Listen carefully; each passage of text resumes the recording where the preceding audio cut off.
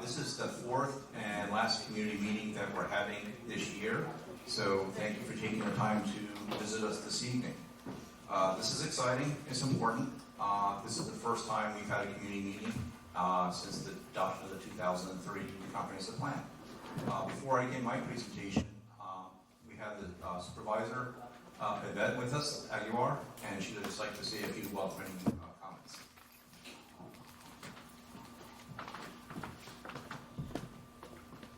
Good evening, everyone, and thank you for being here. And those of you who are on Zoom, and that's why we have it, so we can communicate. These meetings will be taped, and they're going to be available online. And the results of today's meetings will also be documented in written form, so everyone is fully aware of everything that happened throughout these meetings. This is a very critical component of planning in the town of Riverhead. This comprehensive plan we are creating is our roadmap for the next 20 years. So it's very important that you participate. This plan is being created by you, for you. And again, it's important that you participate. Jeff, I know yesterday there was some discussion on water. I think there was a little bit of misinformation. And I want to clarify that I think you have corrected that, correct? That's perfect. There's been some concerns about water here in Riverhead. We have plenty of clean, pure water. And however, we do not have the infrastructure for build-outs. And that includes anybody, if you have a big manufacturer that comes into our town, they should be responsible for paying for the infrastructure, not our taxpayers. And we are diligently pursuing that. There are some plans of some expansion here in Riverhead, and they've been forewarned, and there are some negotiations, I understand, positive negotiations, and that's the word that we want to get out. We also created a water forum. Councilman Rothwell is spearheading that on my behalf. That meeting took place last Wednesday, and there's a lot of information of how we're working in Washington with our congressman and 2 senators to address the water contamination of the 60 homes in the Matterville area. And it's progressing. It passed the House of Representatives. It's at the Senate level, and we are awaiting, and we're applying for grants. We also created what's called the Map and Plan, which is their roadmap, and that was something that our town endured the finances. We provided the finances so that way when we get funding through grants, through the efforts of the congressmen and the senators that are supporting us, so they can be ready, hooked up as soon as possible. And again, if you missed this meeting or you want to share some of the thoughts or you want to talk about it, encourage people to go online because these meetings will be all available on Channel 22. Okay? Jeff? All right, very good. Thank you, Yvette. She covered a lot of what I was going to say. So we'll get you out of this meeting in probably 3 or 4 hours. As I mentioned, this is the last of the 4-round series of the community meetings this year, but it's certainly not the last. We plan on coming back out to the community in spring of next year to update you on where we are with the plan and how we're addressing all the comments that we've heard from these meetings. We've already heard from the first meeting. We heard from the east half of the town. We went from the east half of the town to the west. We started with Jamesport, Ottawa, Laurel, and Northville. Then we jumped over to the west side of town to Wading River and Manorville. And last night we heard from Beanie Hollow and Calverton. And then this evening we have downtown Riverhead, Route 58, all the way up to the North Shore. This is not the only means for public participation of these Hamlet meetings. Can I see just your show of hands? How many of you know about our new website? How many of you actually have used it? Can just see a show of hands? Okay, great. If you haven't done so, please do so. It is, and I think it's a very powerful tool. If you need help trying to find the link, just contact me or in the planning department, and I'll show you how to get to it. Just go to the town website. You go down to, you'll see a link for the comprehensive plan update. You just click on that and it takes you right to the web page. So it's pretty easy to find. On the website, It's an interactive website. We're not just putting information up and expect you to read it all and not have any sort of interaction with myself or the board or with the consultants. It's interactive. It has interactive maps. You click on the tab for the interactive maps, you click on that, you click on your hamlet. You can post comments about it, recommendations, questions, issues about any place within that specific hamlet. So those comments are recorded as part of the official record. We're going to take those down and address them through the update process. Second means is there's a community survey. How many of you know about the community survey? Can you just see a show of hands? How many of you have taken the community survey? If you have not done so, please do so. It's posted on the website. And the alternative, we do have hard copies with us this evening if you want to take the time to actually fill it out this evening, or you can drop it off at my office or mail it to me. We'll make sure those get entered into the record. As of last night, we had 250 responses. That's not great. As of today, we're now up to over 400. So we've met our goal of having at least reached or gotten responses from at least 1% of the population so far. The deadline of the cutoff of the survey is early November, but if we don't see a really good jump in numbers, we may extend it a little bit beyond that date. The third means is there is a link that if you have comments about any part of your community or what you've heard this evening, you can post those comments directly. There's a link directly back to the consultant, so you can post your comments.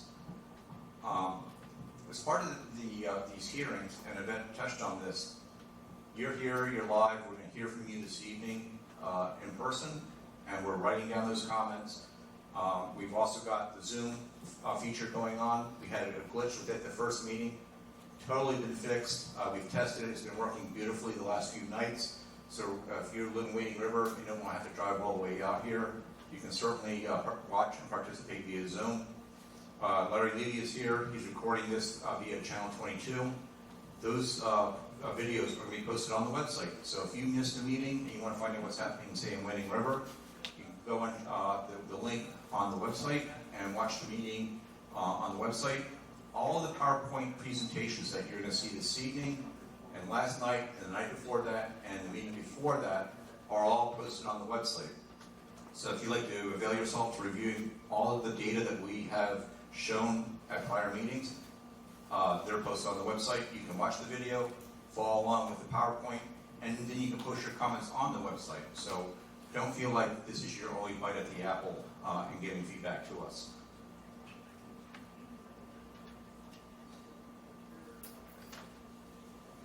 This is just a very brief summary of some of the comments we've heard to date from the other meetings.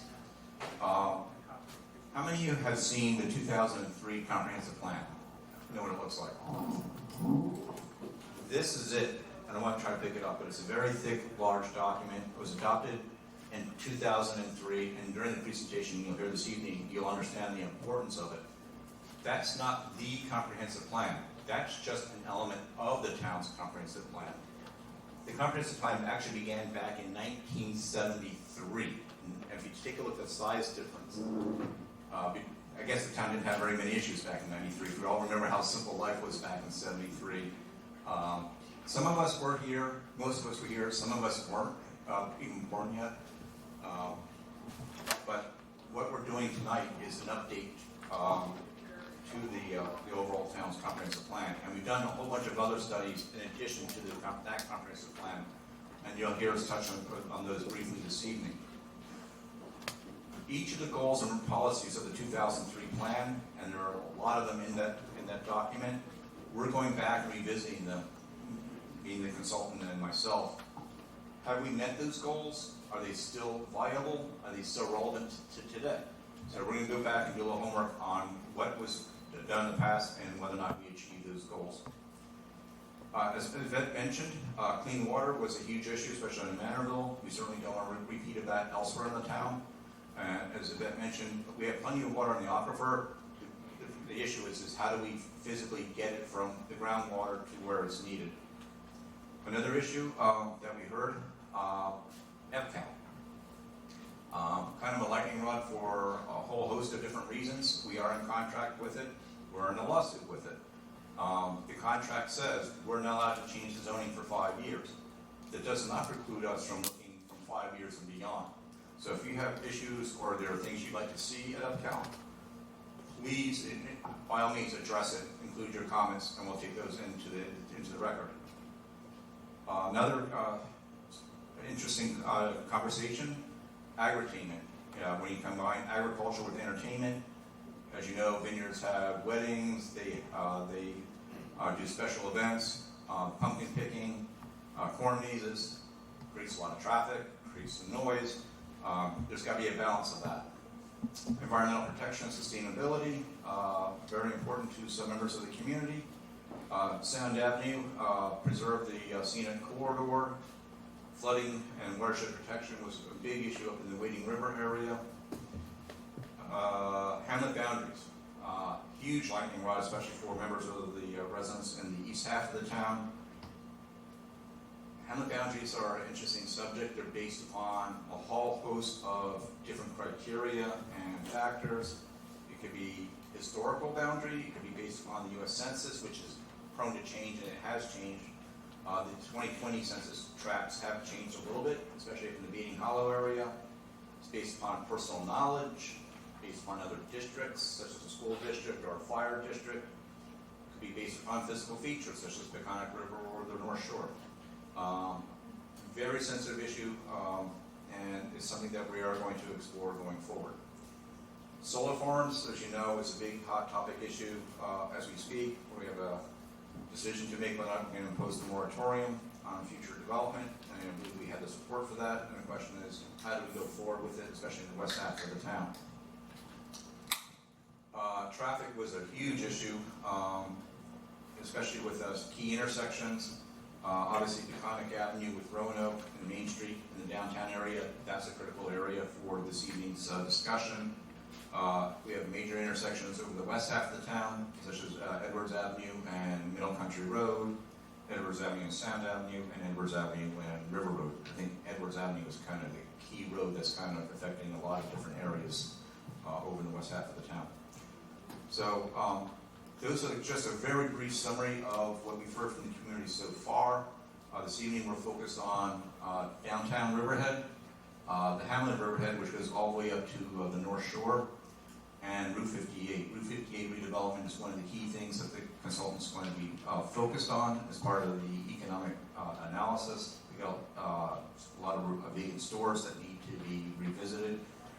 Retail market, as you know, has changed in the last few years.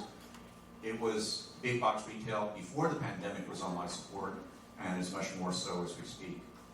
A lot of work, as you know, has already been done in the downtown Riverhead area, and a lot of us owe a lot of respect and admiration towards the Community Development Agency with Dawn Thomas and her staff with Joe and Frank. They've done an outstanding job of keeping up with the downtown efforts. So Dawn is here, and thank you. And she's going to address some of the things that perhaps are going on in the downtown. So having said all that, what we are planning to do this evening, we want to hear from you. It will be an interactive conversation. Some of you are looking for answers immediately. We may be able to give you an answer immediately, but we don't want to presuppose what some answers may be until we do a real analysis. So what I'd like to do at this time is turn over to Lorianne. Lorianne? Or Bob first? I thought I was Bob. This is Bob White. Bob White is Vice President of AKRF, and he's also the project manager. Thank you, Jeff. Just give me one moment while I unpack my mask.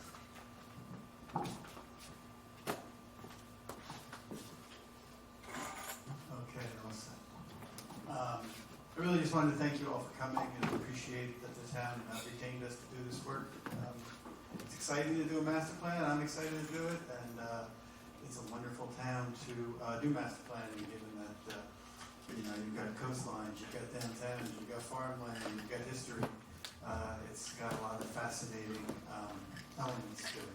So I'm really looking forward to working with you all and taking your recommendations and thoughts into consideration as we go through this process.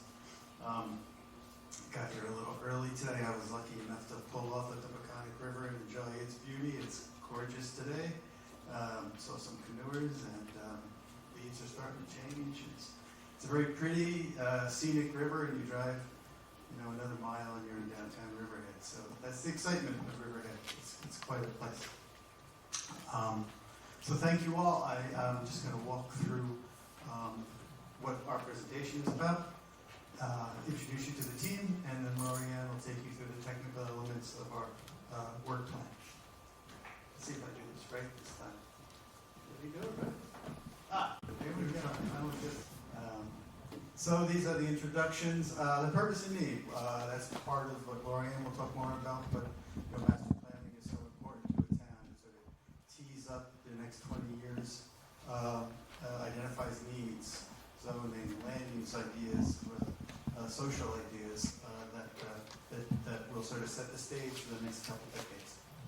Public participation is an important, critical part of that. That's why we're here tonight, and that's why we'll be meeting with you again, and that's why we've met with others, and we've talked with, thank you, and we've talked with members of the town already, the town departments, the town staff, just to get a sense of what the issues are. We've taken the opportunity, since you are such a large town, to put you into these study areas or planning areas that we call them hamlets, so that we can identify the issues that are specific to each geographic region. So Lorianne will explain to you how those were selected, give you a little overview of what the project is about, and we've started to organize our work on a town-wide basis, where we look at the town-wide conditions, the issues, and the opportunities that are sort of essential to the long-term planning process, and then we've broken it down, or we'll be breaking it down into these hamlet conditions, issues and opportunities in a similar manner. We'll wrap up at the end of the presentation with a little refresher on what the community feedback, the community input process is about, and what the next steps are. So I am, if I did not introduce myself, I'm Robert White. I'm a professional planner, and I'm the principal in charge or project manager for this project. On your way in, you met Steve Holly. He's at the table. He's our outreach specialist, and we'll be working with you on the surveys and any questions you may have tonight as to how to participate in this process. Lorianne is the project manager. She'll wait, and she'll be doing the presentation. And James is assisting Lorianne. He's sitting at the table, and he'll be helping Lorianne and Bob. We're assisted in this project by L.K. McLean Associates, with specialties in traffic engineering and infrastructure engineering. And the team members that are here tonight are Ray Tobias, and there's Ray, and Vincent Corrado, and he's at the table. They're both professional engineers, and we'll work with the town and the water departments and the highway departments on the engineering elements of this plan. So with that sort of quick introduction, I'll turn it over to Lorianne, who will talk a little bit about what a comprehensive plan is. Thanks, Bob.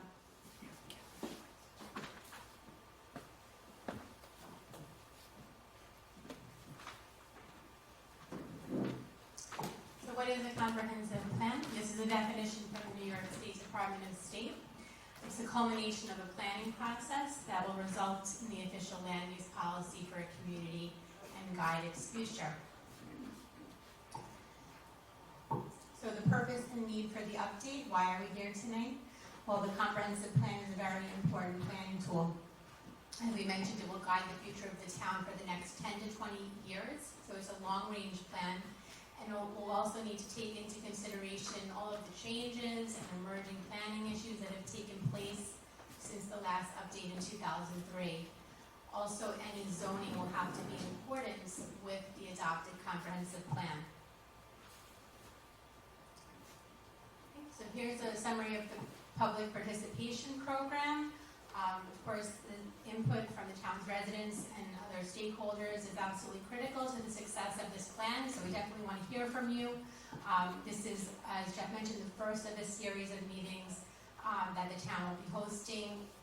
We will, in addition to be coming back next spring to the communities, we will also be hosting 5 topic-oriented meetings this fall that will drill down into some of the topics that we'll be discussing tonight. We also have a public project website up at the Town of Riverhead comprehensiveplanupdate.com, and there you can access our public survey. We also have hard copies here for anyone who is not able to take it online. And we also have up there an interactive map where you can leave us place-based comments and identify issues and opportunities for any hamlet in the town. Okay, this is a draft of our hamlet map. As Bob mentioned, we delineated the town into its 11 hamlets. At this time, we are not changing any official boundaries with the comprehensive plan update. These are for planning purposes. We did review a number of sources to arrive at these boundaries. As Jeff mentioned, some including the U.S. Census Bureau boundaries, information on the Long Island Index, postal addresses, as well as the town's 2015 zoning map and other sources as well.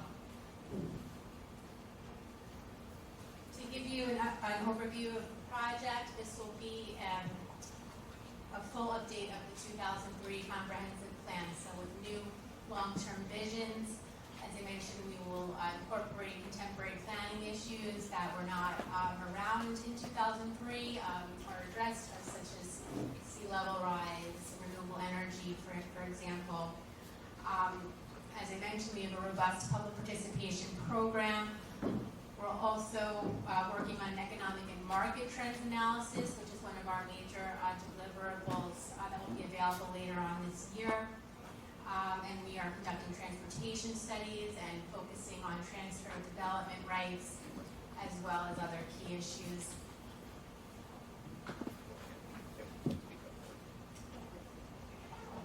So this is a snapshot of the work that we've been doing. Actually, there we go. We kicked off the project in January of 2020. We had an extensive background review phase. We've been working very closely with the planning department, reviewing news articles to stay up to date on all the latest issues, and we developed a public outreach plan. We then met with the town and planning boards last fall. We presented updated zoning maps, which you see right here. And then we conducted interviews with about 20 different town departments and other stakeholders in the town. We also met with the Central Advisory Committee for the project a couple times earlier this year.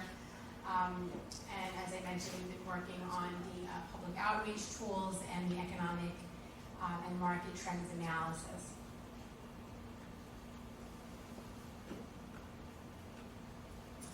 Okay, this is a summary of information we heard from those that we interviewed. We met with several businesses, the Riverhead School District, Suffolk County, transportation agencies, and others. And just to summarize some of the topics that we heard, there was a need for a range of housing types. We heard support for various types of housing, such as market rate housing, housing for the neurodiverse. I know someone mentioned the need for veterans housing at a recent community meeting. There was a lot of support for farmland preservation, also for agritourism opportunities.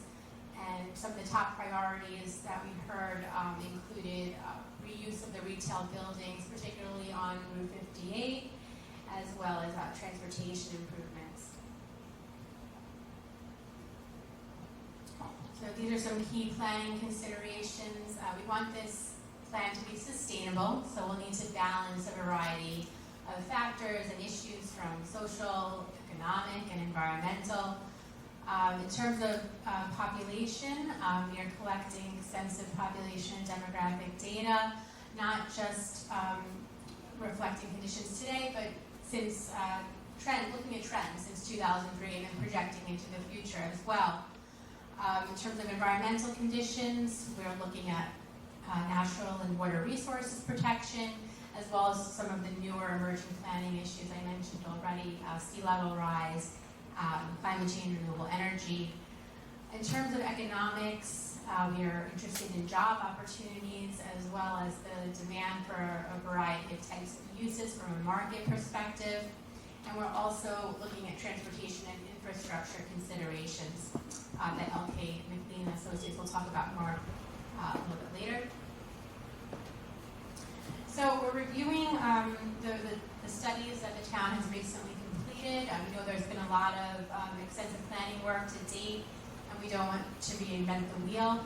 So we are taking a close look at these studies, particularly there was a lot of work for the downtown area, and I'll discuss more of these plans in more detail a little bit later in the presentation. So now I'll just talk to you about some of the townwide conditions, issues, and opportunities that we've identified so far. So again, we've been collecting population and employment data from the U.S. Census Bureau. Census 2020 recently came out, and we see that the town's population increased by approximately 30% since the year 2000. This was in line with what was predicted in the 2003 comprehensive plan. And we see an even greater increase in employment, up 34% since 2000. And this is workers working in the town of Riverhead. Okay, Census 2020 primarily includes data on population counts, race, and ethnicity. There will be some housing data released in just a few days. So that's what you see here, data on the race and ethnicity. And in general, the town's population has gotten more diverse. We see more greater percentages of minority populations since the last update. So keep in mind, we're also collecting other demographic data, such as age data, housing data, and that data will be available as part of our economic and market trends analysis later on in the year. We also might dive into some of the data at some of our topic-oriented meetings coming up. Okay, so as I mentioned, we updated the town's zoning map, which was last created in 2015. These are 4 panels that you see to my right. So we've used color coding to indicate major types of zoning districts, and then black labels to indicate specific districts. These maps incorporate all the changes that were adopted since the last map was created in 2015 pursuant to town resolutions.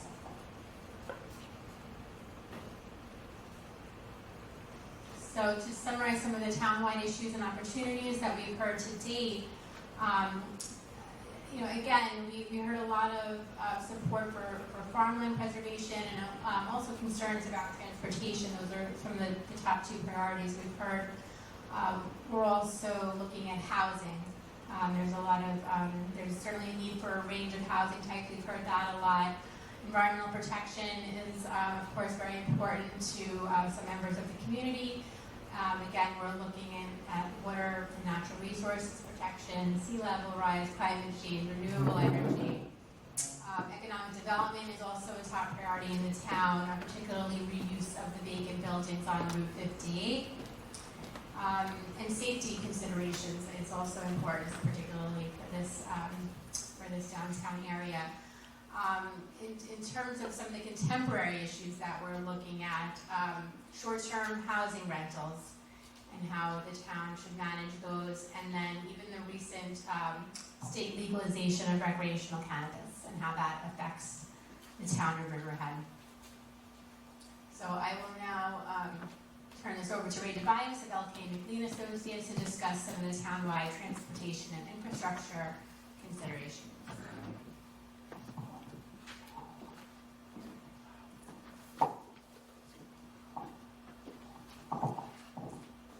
Thank you, Lorianne, again, and good evening, everybody. I'd like to talk about transportation and infrastructure, and the way we define transportation is all modes of travel. So that would be, for example, auto, bus, train, pedestrian, and bicyclist travel. Infrastructure, we refer to that as utilities such as water, gas, electric, sewer, and also we include broadband and wireless internet service as well.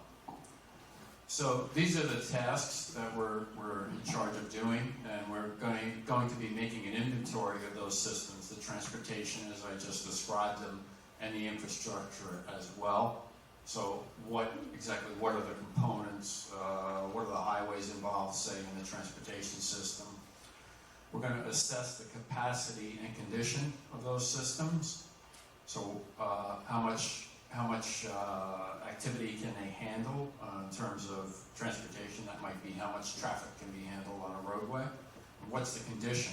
Are they in good shape? Do they need to be repaired? Do they need to be reconstructed? Things of that nature. We'll determine the current demand on those facilities, and then we'll project into the future demand. So we're going out 20 years, which is a bit of a challenge nowadays.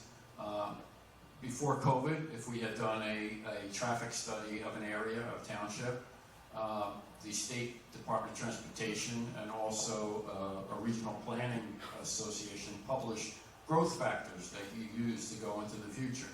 So you know that traffic's going to grow by 2% per year, and that's pretty much straightforward. If you go out for 20 years, you might have a 40% growth in traffic.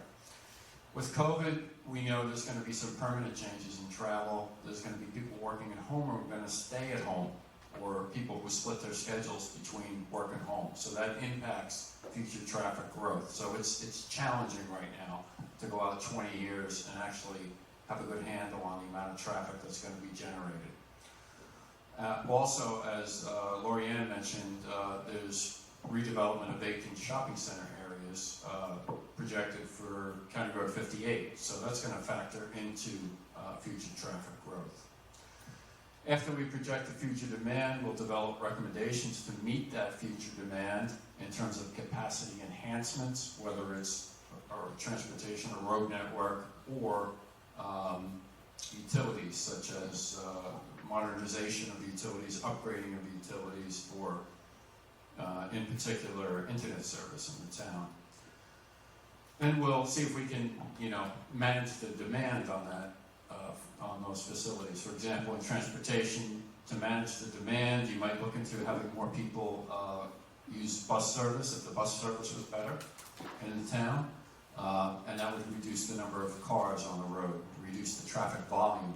You'd have fewer vehicles on the roadway. And then we're going to talk about a policy for all those functions.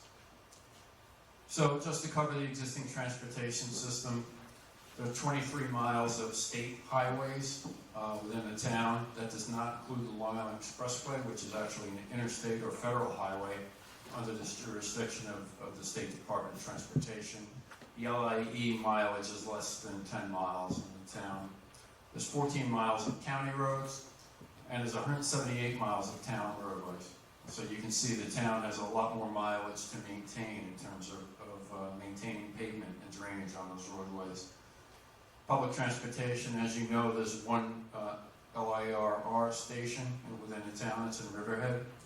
And there are 5 Suffolk Transit bus routes, which I'll get into a little more detail as we go on. So I wanted to talk a little bit about existing travel characteristics. And this information is from a study that Suffolk County did in 2018. So it's pre-COVID. And it specifically refers to trips made by Riverhead residents.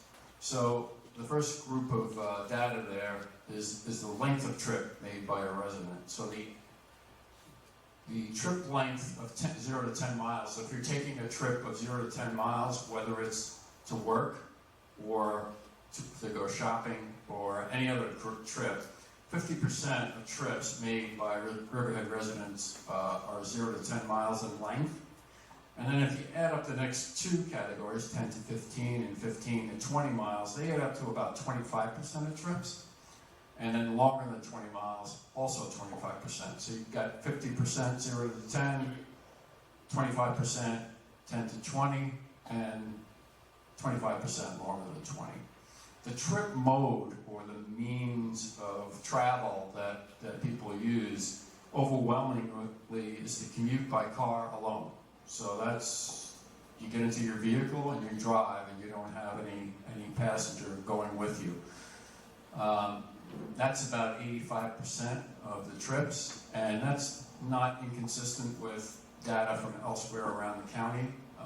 The way the towns have developed in Nassau and Suffolk counties is to spread out with subdivisions spread out far from downtown. So people find that the transit system isn't good enough to use, and they get to their destination quicker if they drive in their own car.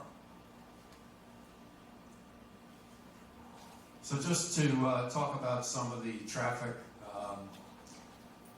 growth on some of the major roadways, and this slide talks about 3 different roadways. That's Route 25, or Middle Country Road, County Road 58, and Sound Avenue. And this is a comparison of traffic counts around the time of the last comprehensive plan, which was in 2003. So these traffic volumes were taken around 2003, wherever they're available. And then we looked at 2019 traffic volumes, which was also pre-COVID, and found that the growth in traffic at various locations on these major roadways generally ranges from 1 to 3.5% per year. Of course, it varies by roadway. The State Department of Transportation had predicted a 47% growth in traffic in Riverhead between 2000 and 2020 in a study they did called the Long Island Transportation Plan, which came out in the year 2000. So if you take the 47% and divide by the number of years, you get about 2.4%. So that's kind of in the middle of what's actually occurred since the last comprehensive plan. So it's not a bad prediction by DOT. As I mentioned, Long Island Railroad, you have one operating station, which is in downtown Riverhead. To travel west of Ronkonkoma, you need to change trains, so there's no one-seat ride, so to speak, from here to as far as you can go, which is New York City. The current service on the railroad, this is actually pre-COVID, so I don't know if it's been reduced, but typical service should be 3 eastbound and 4 westbound trains leaving from Riverhead on weekdays, and 2 in each direction on weekends. So, and the trip length from Riverhead to New York City is generally 2 hours and 14 minutes. So here's a list of Suffolk transit routes within the town. All of those routes actually go through Riverhead, or the suburb of Riverhead to the north, or the County Road 58 area. I'll talk more about them a bit later. But the last bullet on this slide notes that Suffolk County provides accessible transportation for disabled passengers who live within 3/4 of a mile of a bus route. So you get curb-to-curb pickup from your curb, and then return to your curb for accessible for disabled passengers, as long as you schedule that trip in advance. Just a list of the existing infrastructure now, utilities. We have drinking water, sanitary and sewer, electric service, which includes renewable energy, natural gas service, solid waste disposal, cellular telephone or Wi-Fi, cable TV, and internet. In terms of sanitary waste, the existing conditions are that most of the town utilizes cesspools and septic systems. The main sewer district boundaries include the subject of tonight's meeting, which is generally County Road 58 area and downtown Riverhead. The scavenger waste plant that the town has treats waste from commercial septic systems and cesspools. The Calverton Sewer District also treats waste from EPCO, and there are also 3 private sewer facilities in the town. In terms of water, the key facts about the existing water system is that it Riverhead Water District was created in 1916, so it's over 100 years old.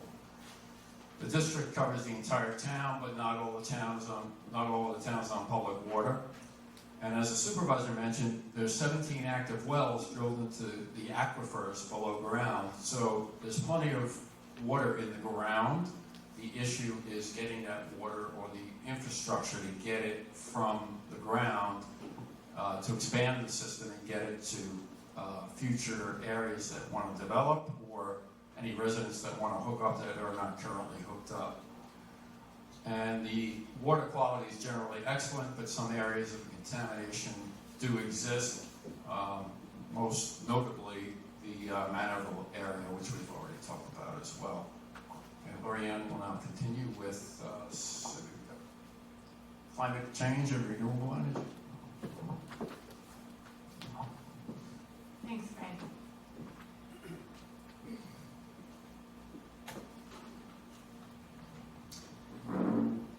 So ACRF is looking at climate change and renewable energy options in the town. We know from the International Panel on Climate Change that climate change is a real threat, both globally and locally. And the state and the town have both taken measures to combat climate change. The town took the Climate Smart Pledge in 2019, for example. In terms of renewable energy, the state has recently launched an expedited process for siting large renewable energy projects. So we do need to consider the impact that will have or is having on the town. Most renewable energy in the town and the state is in the form of solar energy. We're also seeing demand for utility-scale battery energy storage to support renewable energy development and to increase the reliability of the grid. The town will need to balance, of course, any potential benefits with perceived or actual risks. And now I'll discuss some of the Hamlet-specific issues and opportunities that we've identified to date. Again, the focus tonight is on Riverhead Hamlet, the downtown, and Route 58. You see the draft planning areas that we've delineated here.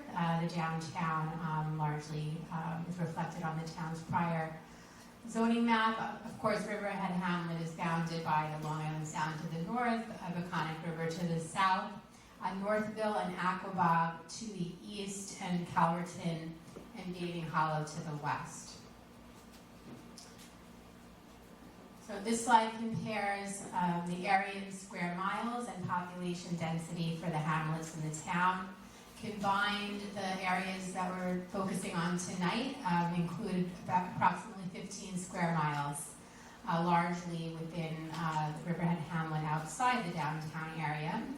The downtown is, of course, the most densely populated of all the hamlets in the town. In terms of land use, you can see that Riverhead Hamlet is largely agricultural, while the downtown is a mix of uses, including retail and commercial along Main Street and Route 58, with a mix of residential and community service uses in the middle. While Riverhead Hamlet is largely single-family housing, the downtown consists of numerous apartments, particularly income-restricted affordable housing.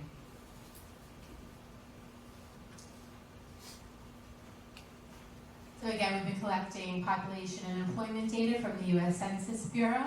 Here you see conditions in 2000 compared to 2019. Over this period, Riverhead Hamlet and downtown experienced substantial increases in population, households, and housing units, while the downtown also experienced a substantial increase in employment over this period. In terms of housing units, over 250 affordable income-restricted housing units were added downtown since 2003, with over 250 additional apartments under construction or in site plan review. As I mentioned, Census 2020 did come out recently, and those population figures are just slightly higher than what you see here, what was estimated in 2019.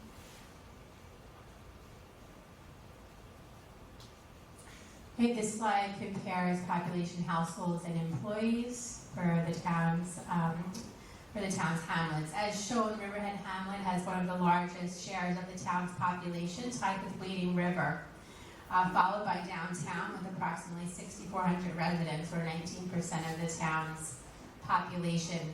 And the downtown has the largest share of the town's employment, with 33%.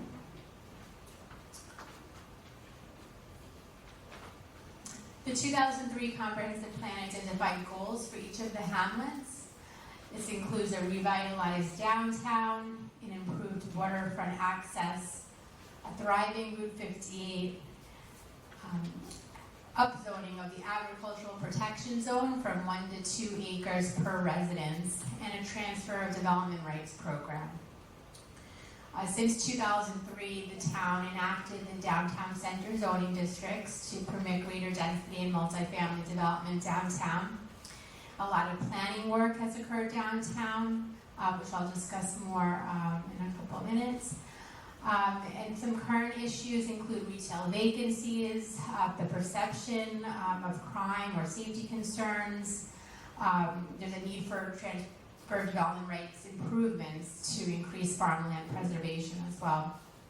We also know about issues with downtown flooding, again, the need for more diverse housing types, and a need for a bike path downtown. So as I mentioned, the town has done an extensive amount of planning work, particularly downtown. We reviewed all of these studies, including the BOA, or the Brownfields Opportunity Area Plan, that was conducted a few years ago. This is a revitalization plan for the Route 25 corridor. Some of the key recommendations that came out of the BOA were the bike path for downtown, as well as green infrastructure improvements to deal with the flooding issue. The town also recently adopted a transit-oriented development plan, which aims to encourage development in the DC3 district around the Long Island Railroad train station. Following that, the town adopted a TOD overlay district in this area, which permits increased heights and densities for the larger parcels, as well as additional uses tied to community benefits. The town also recently adopted a pattern book for the DC1 district downtown, which recommended reduced heights, for example, infill opportunities, and a new town square. This is a map of the study areas from the planning studies that I just spoke about. You have the town square proposed on the town-owned parking lot between Main Street and the waterfront across from Suffolk Theater. The BOA plan studied the Route 25 corridor from the LIE on the west to Hubbard Avenue on the east. The TOD plan covers the DC3 district, again near the Long Island Railroad.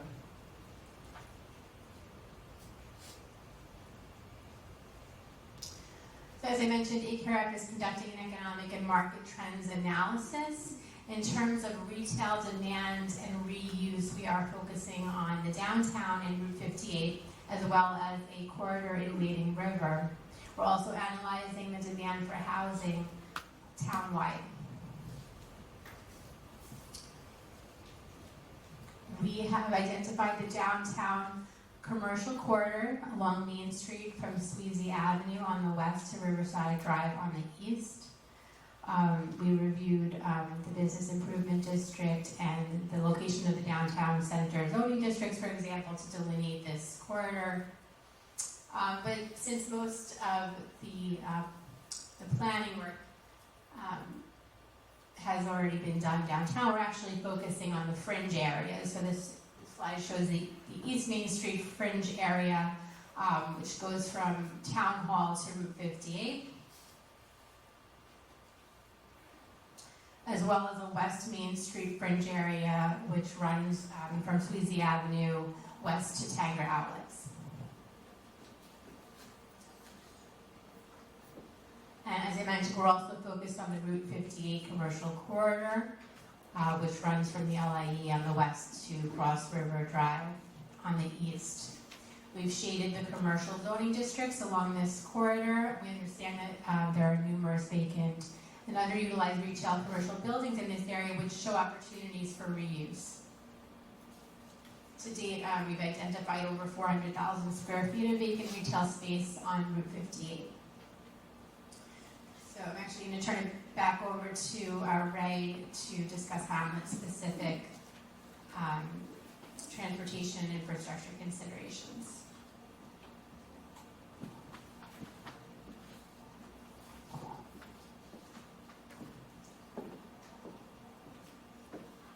Thanks, Lorianne.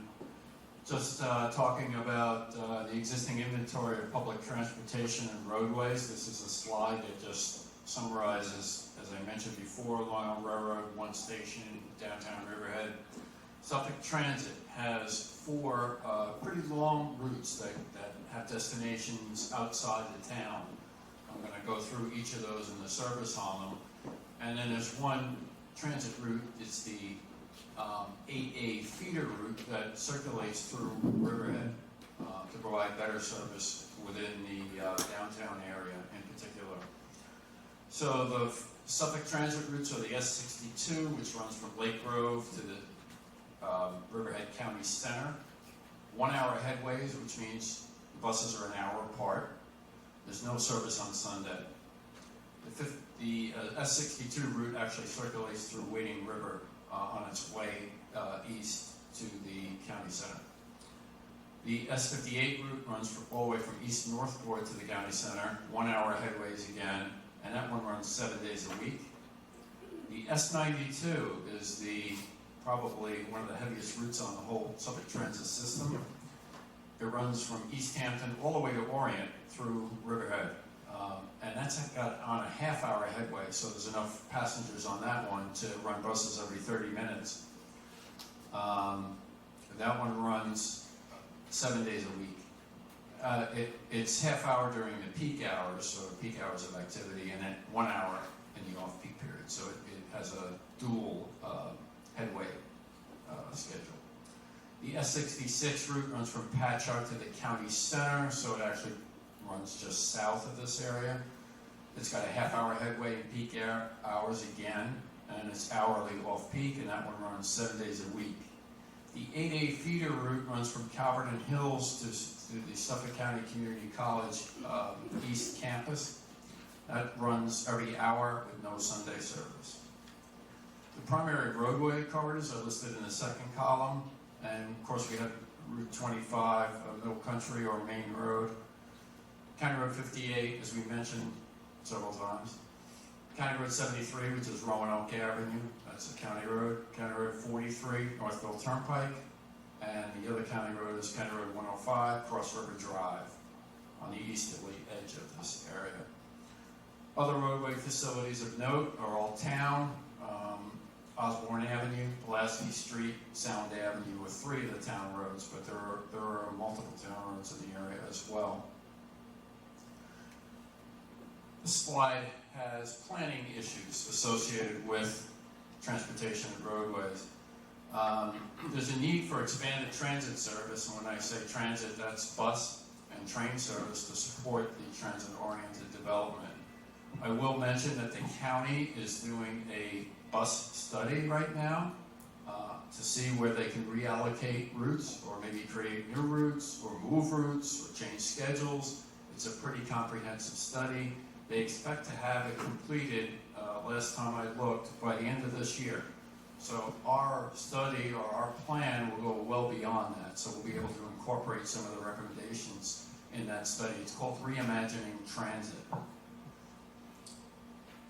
Of course, there's areas of traffic congestion, as you well know, and seasonal congestion as well. So there's congestion along Route 25 in downtown areas, downtown Riverhead, and also at the County Road 105 intersection, which is chronic congestion, which extends both during peak hours and extends outside of peak hours as well.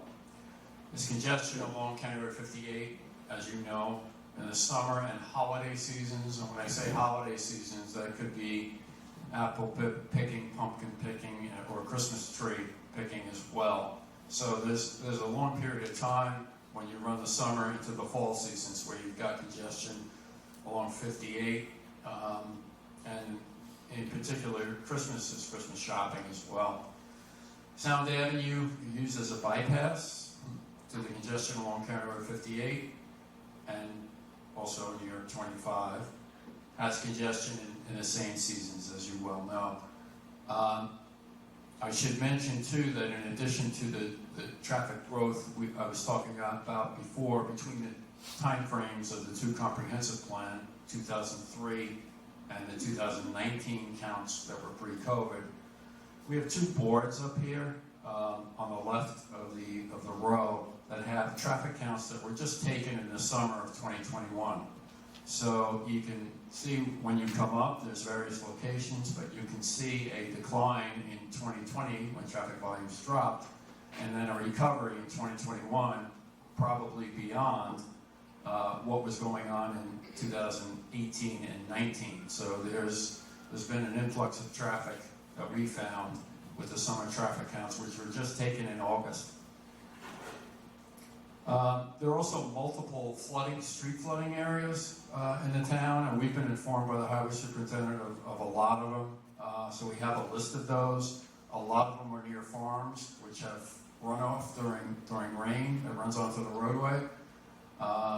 We have flooding locations on Reeves Avenue, Horton Avenue, Doctor's Path, and Roanoke Avenue. You can see from the aerial photo with the traffic counts how much farmland, and I'm sure you know, but how much farmland exists, and a lot of that, there is a lot of runoff and heavy rains that run off the farms onto the roadways. So that needs to be addressed. Other planning issues or other modes of travel are e-scooters, bike share service, taxi service, and a lack of a jitney service. And when I say jitney, I don't mean Hampton Jitney, but another local type of, almost like you could have a small trolley or something that circulates the downtown area to supplement that 8A bus service. In terms of sanitary and solid waste, as I mentioned, there's private cesspools and septic systems in the town. And now with the new IA systems that are being permitted by the Suffolk County Department of Health, those are also coming into play.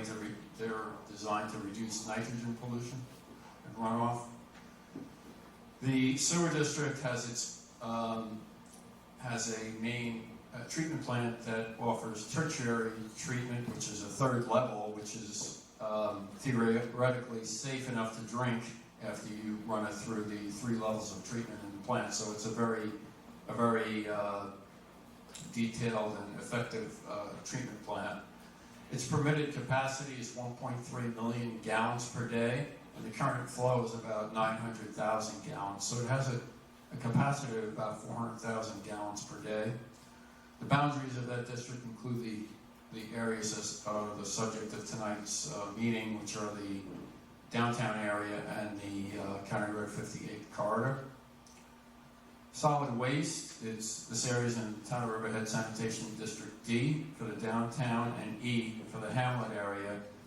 Solid waste on Long Island is a regional issue, solid waste disposal.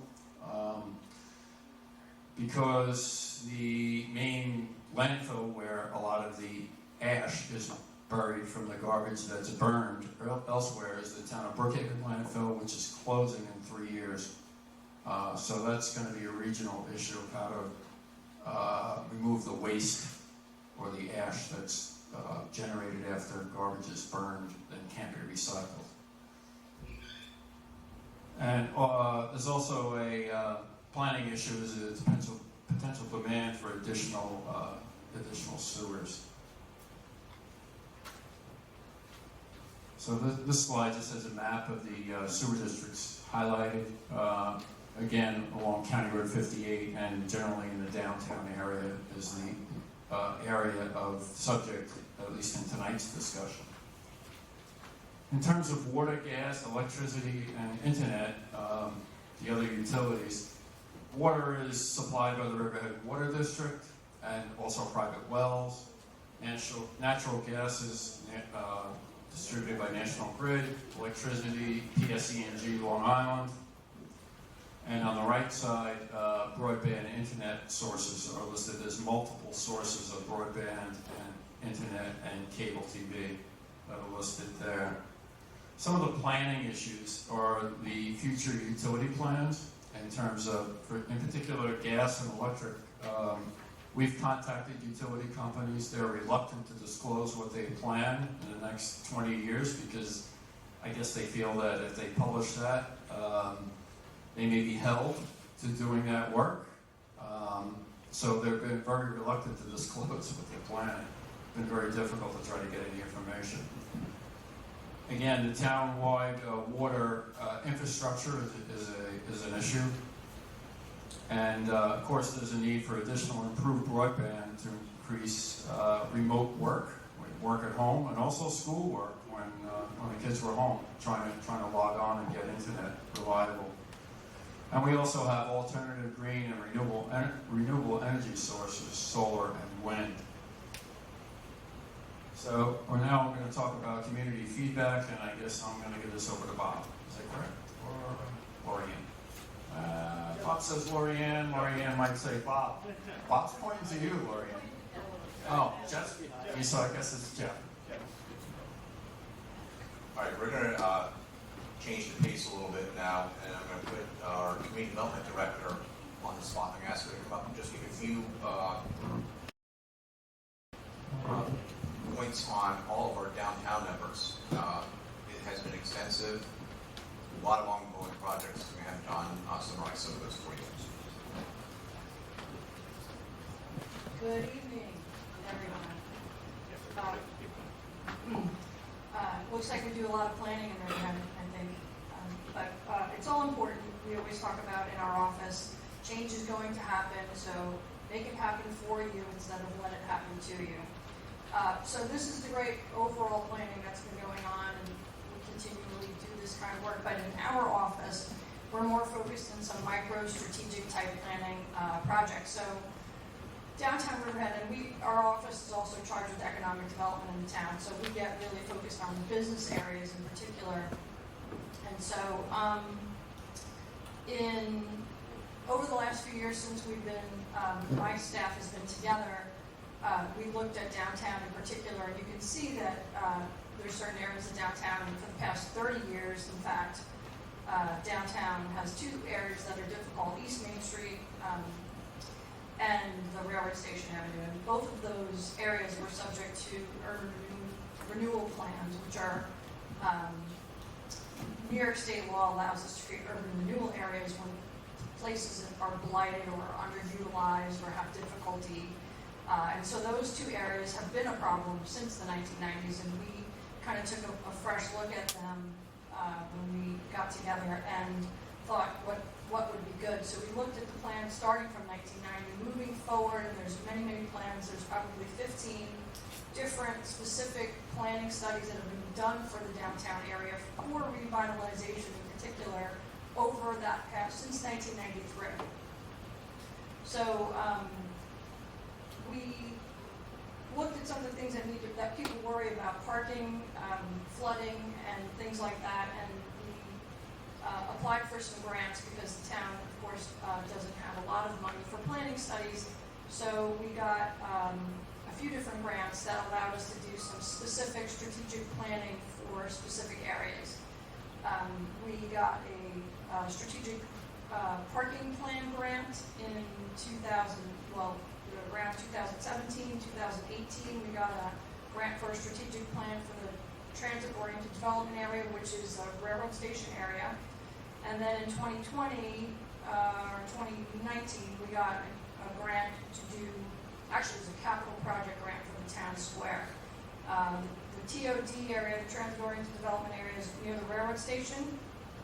As you probably recognize, that area is pretty blighted and has not seen really any positive motion in terms of development since the early 90s. And the town square project will be downtown. So just update on those two projects have been moving forward at a rapid pace. The transit-oriented development grant gave us the strategic plan. The town board quickly and unanimously adopted that plan in the latter part of 2020, and then they adopted an overlay zoning use district, which would allow the density, and I think Lorianne mentioned it earlier, increasing the density on some small, about 4 total lots in that area to bring investment, because it's hard to draw investment into risky areas. So the transit-oriented development plan created an overlay district which allowed some new uses that hadn't been allowed in previous time, and created some height. And then in May of 2021, the board issued an RFQ, which is a request for qualifications to seek a partner, private partner developer, to do a mixed-use project on the town's 2-acre parking lot there. So we have a 2-acre parking lot you're probably all familiar with. That lot sits there. Parking's not a wonderful use in and of itself. It's just a big blank lot. The town board has issued this RFQ. We've gotten responses from 6 different developers. The town board appointed a committee to review those proposals. They're down to 3 developers now. They're very exciting proposals to really transform that entire railroad station area. We actually already have a project outside of this request for qualifications that is proposed, which will bring some real $17 million of investment into that area, which is what we've been looking to get all these years since early 1990s. The Town Square project, the downtown is a little more difficult, as you probably realized. The river is our most valuable asset. Downtown is absolutely gorgeous. It's been blocked by buildings, many of which were vacant, blighted, and or underutilized over the years. I think the town boards over the past 30 years have tried a million different things to get that area going. They finally got it going, and what they did was incredibly forward-thinking and brave. They purchased this past May 3 of those buildings, 2 of which are just about ready to be knocked down, and make way for a new development there that will open up the river directly across from the Suffolk Theater. So when you're standing at the river, you'll be able to see the Suffolk Theater. When you're standing at the Suffolk Theater, you'll be able to see the river. The central part of that project is the plaza area, which will be a public area, which will be for activities and events. And instead of the buildings facing east-west, they'll face north-south. So you'll be able to walk into that plaza. It'll be street level all the way out to that parking lot. It will drop down, and that parking lot's going to also become event space. And we will take care of the parking. The flooding is the other issue that concerns people. In January of 2020, we got the Army Corps of Engineers to come to town, and they agreed to partner with us on a plan to remediate the flooding issue there. So they're just about completed with that plan. They have preliminary recommendations that are going to handle our flood issues for the next quarter century or more, and it's been quite amazing. We were able to use grant money to match, to pay for our share of that plan. And if you've ever heard or dealt with the Army Corps, they're quite incredible. They're the data that they analyzed was absolutely off the hook, and we're getting really good results out of that.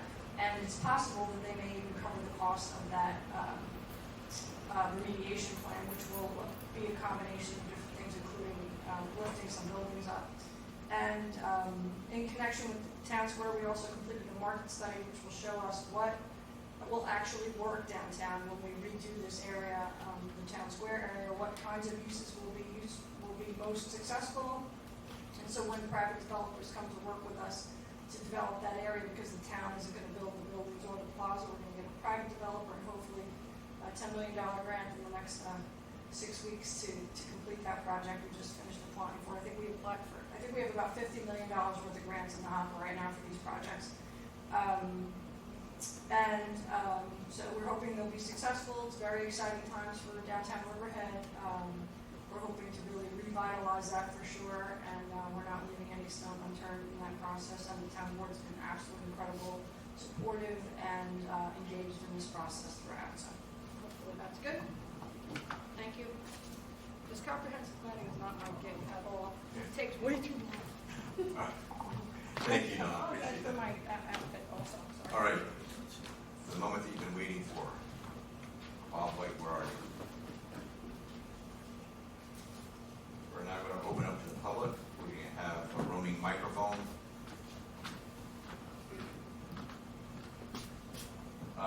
Raise your hand And if you have a comment, question, or an issue that you'd like to see the consultants address through the comprehensive plan. I know that I know you do. Kim Judd, I know that you do. You're here.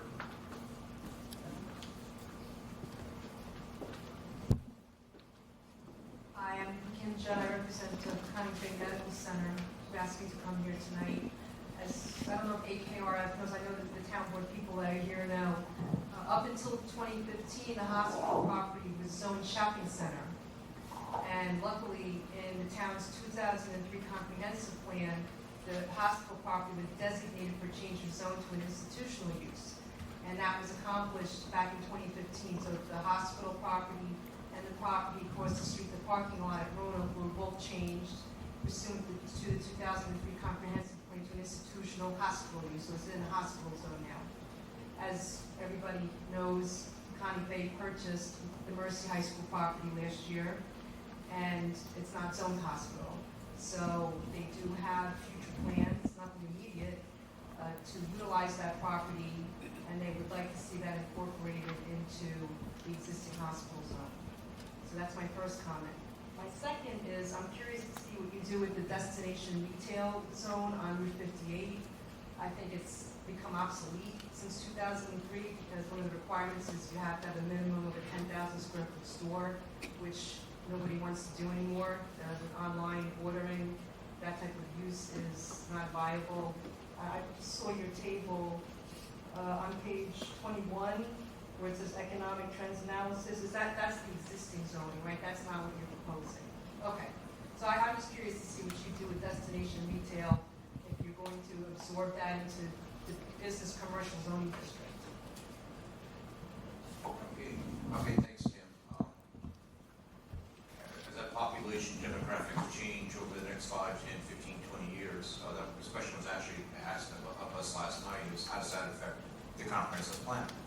It affects it directly because, and the hospital has to be really aware of it, it's doing its own study, its own demographic analysis, because it has to know what its state is characterized this way, its future customers are going to be, what the future medical needs of the community is going to be, and the demographics are going to be directly direct correlation to that.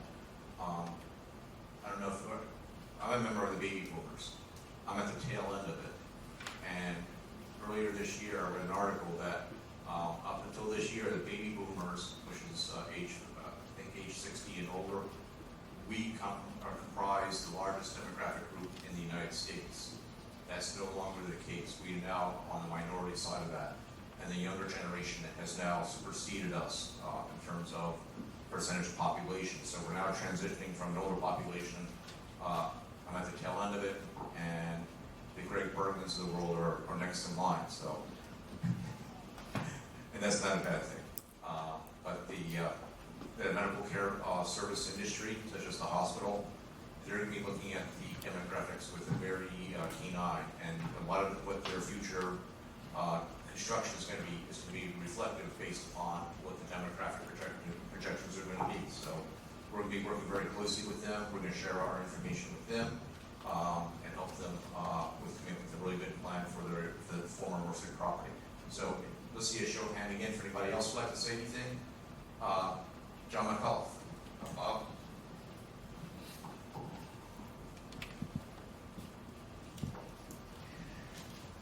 Thanks, Jeff, and to everybody for a very useful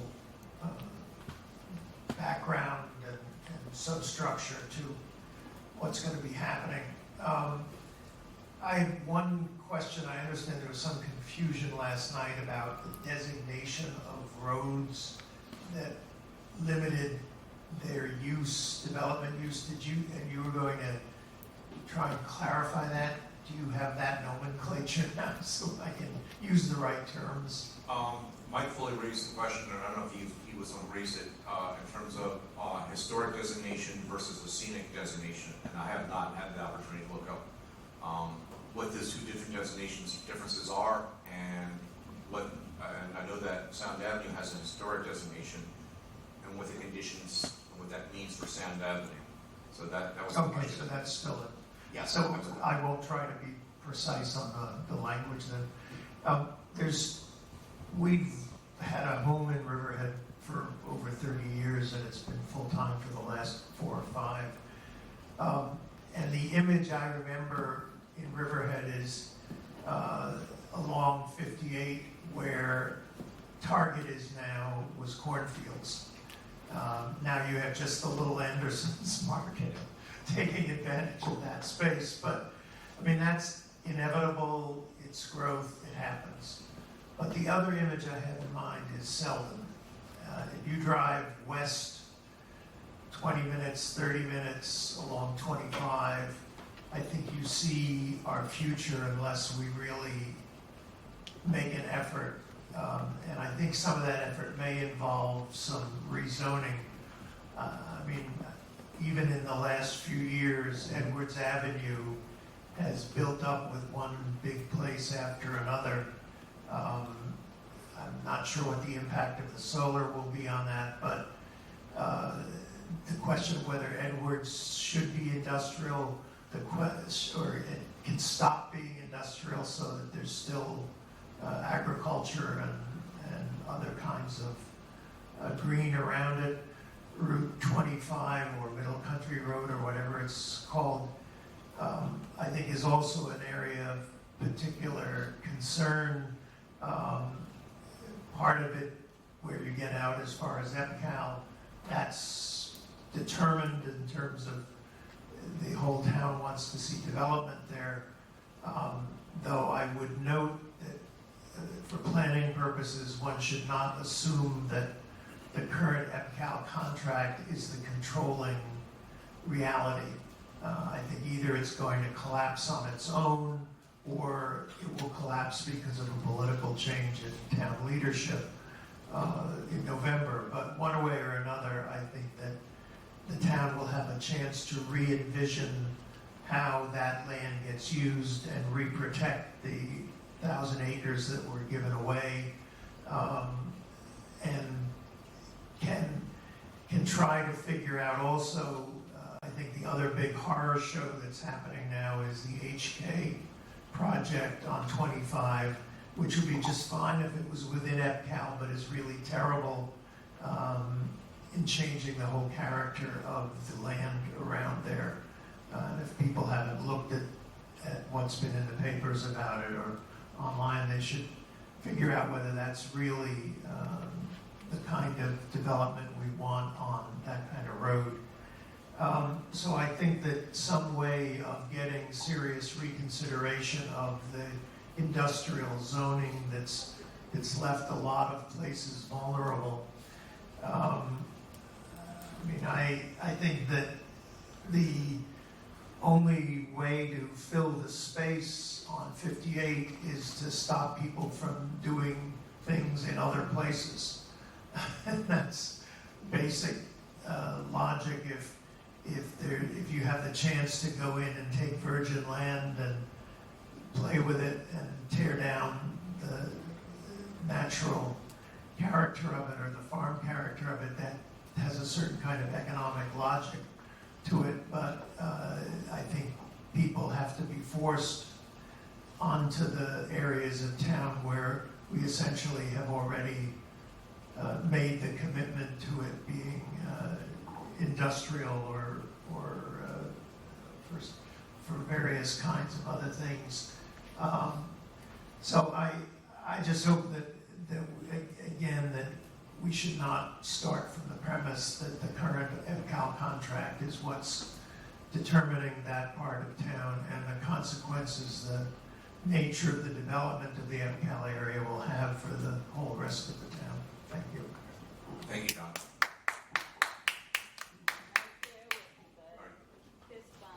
Bob, to your right.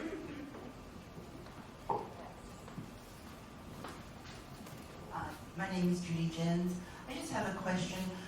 What are the three proposed projects for the railroad parking lot? And if they are apartments, are they going to be built in compliance with the pattern book? Don, you want to take a shot at that one? Bob, if you give the microphone to Don Thomas.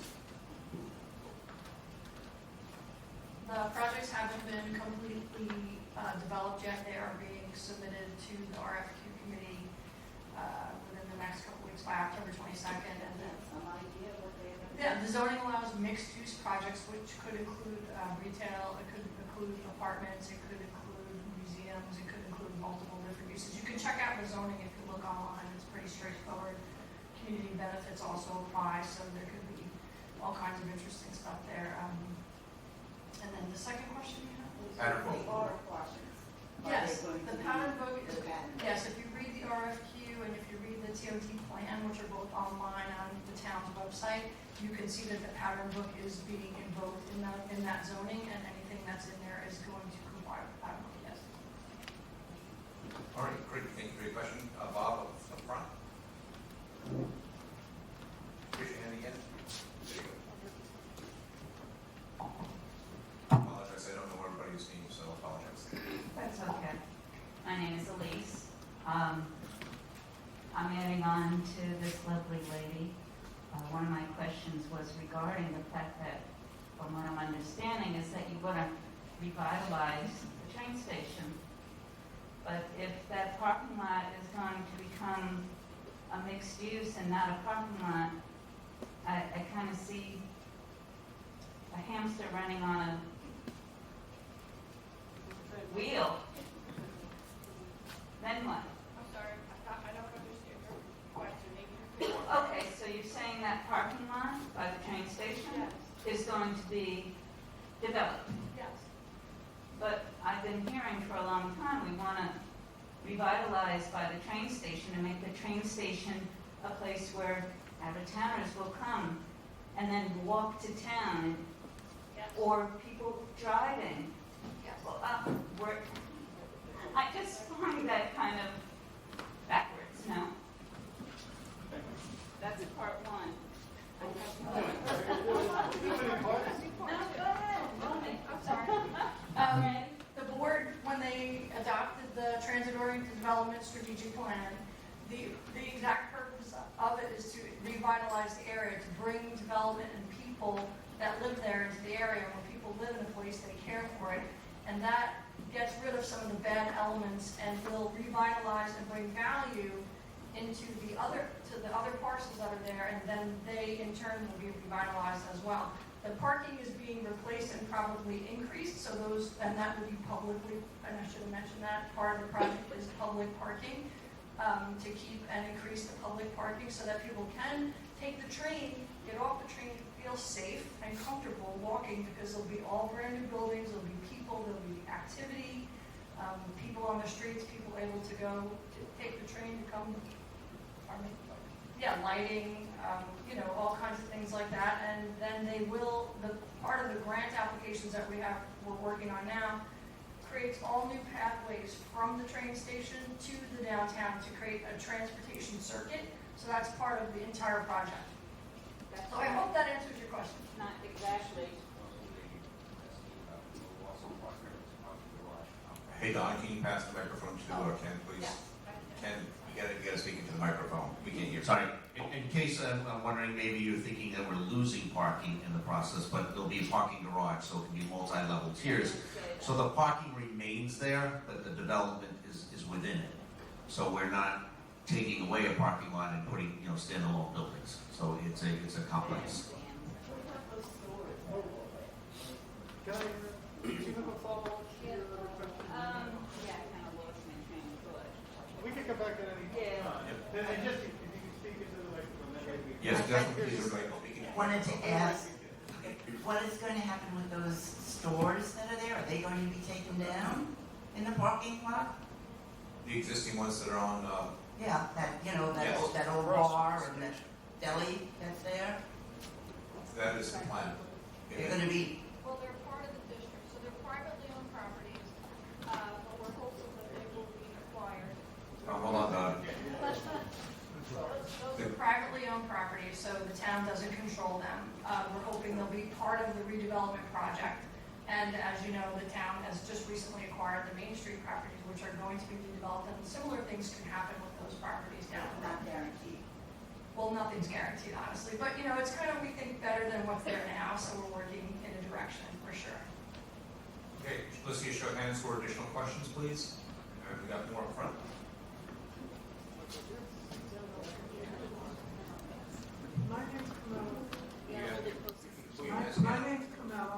I live on Second Street. Okay, and I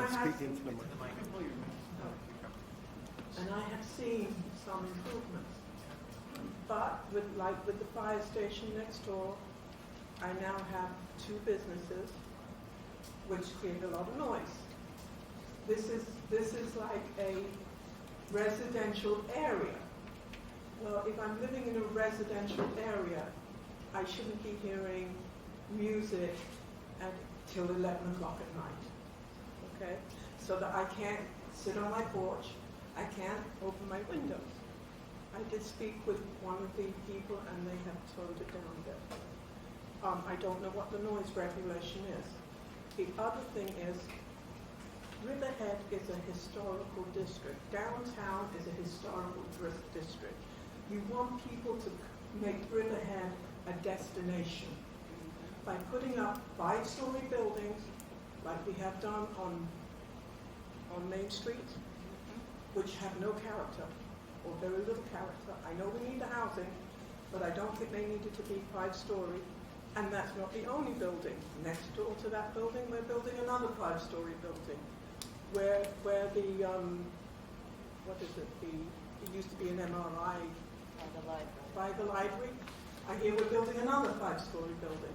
Is this the future, that we're going to have 5-story buildings downtown? So we're going to have very little character downtown, and you're not going to want to walk on the beautiful streets that we do have. That's a question. And the other thing is, I see that you're making 1-family houses. I live in a house that was built in 1906. I live in a house that was built in 1906. It is a 4-family house. Okay?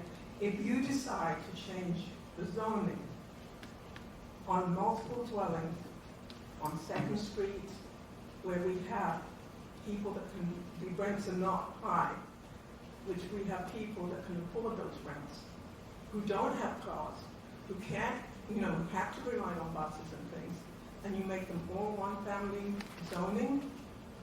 How many houses did we lose when we had 1-family zoning? How many of those beautiful homes did we lose because people could not afford to run 1-family houses? Okay, that's my comments. The one thing I promised at the beginning of this meeting was that we have not decided on any recommendations on rezonings in the town at this time. The one thing I'm pretty certain about is that we're not going to be rezoning 2nd Street just to allow single-family housing only. I don't believe that we're going to be changing that. That's just my educated guess. That's the existing map of what exists today.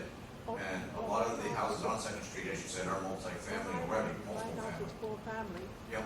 and on that map it says it's single. And that's historic, and we're not looking to take that away. Okay. Catherine, did you want to go next? Yes. Hey, everybody, Catherine Kent, I'm a council person. Thank you all so much for turning out. And it's Carmella, right? Yes. I actually loved what you said. I would love for us to be able to retain our rural historic heritage in our downtown area. We have so many beautiful old buildings, and it would be great. I personally would like to see the new buildings tied in with the historic buildings in their architecture. So I'm in agreement with you on that. And forgive me if you already discussed this. I had another meeting, so I came in a little late. Certainly on Route 58, I would love to see as much reuse as possible of the box stores that are along there, as other people said, as opposed to clearing land. And my other question is, and I brought this up the other night because I do think it is so key, especially in the downtown area. Will you guys be doing a study of long-range safety needs for the downtown area? Through the secret process, yes, we have to look at, that's one of the elements is public safety. For example, I don't want to say this out of turn back. If, for example, we propose the town wants to increase development in the downtown area, hypothetically, what does that mean in terms of public safety? We'll talk to the chief of police. What does that mean in terms of police officers are going to be needed, number of patrol cars? What is that going to mean in terms of cost to the community? That's a requirement of secret. Great, because certainly our safety need to keep pace with our development. I've said this before, I think that, safety should be number one. Thank you. Thank you, Catherine. Anybody else have a show of hands? Absolutely. Really want to give it back to me?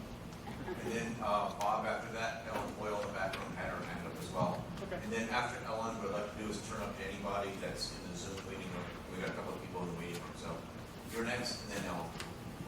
Mine is an extension of Carmela's. Okay.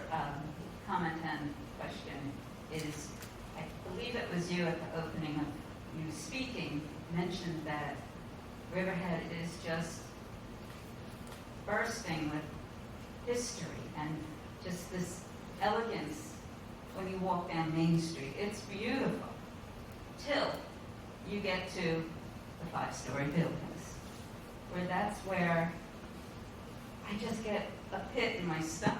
It hurts so bad to just see what's happening. And I just want to know what the future, as you were both saying, what is the future that you're going to maintain that? Are we going to keep continuing doing 5-story buildings, or are we really seriously saying, all right, enough? We don't need it. We don't need it here. It's beautiful on 58. Go with the hotels on 58. Go with the big and the bold, again, without ripping down more trees. But so my question is, what is the future going to hold for downtown? And that's one of the things that we're going to look at through this effort. And I do want to mention, community really wanted 3-story buildings, and the developers wanted taller buildings because they want to be able to get a return on their investment. So that's why the pattern book was done, if you followed that at all. And the pattern book actually came out with 4 stories with a 4th story set back, so the mass doesn't look as much.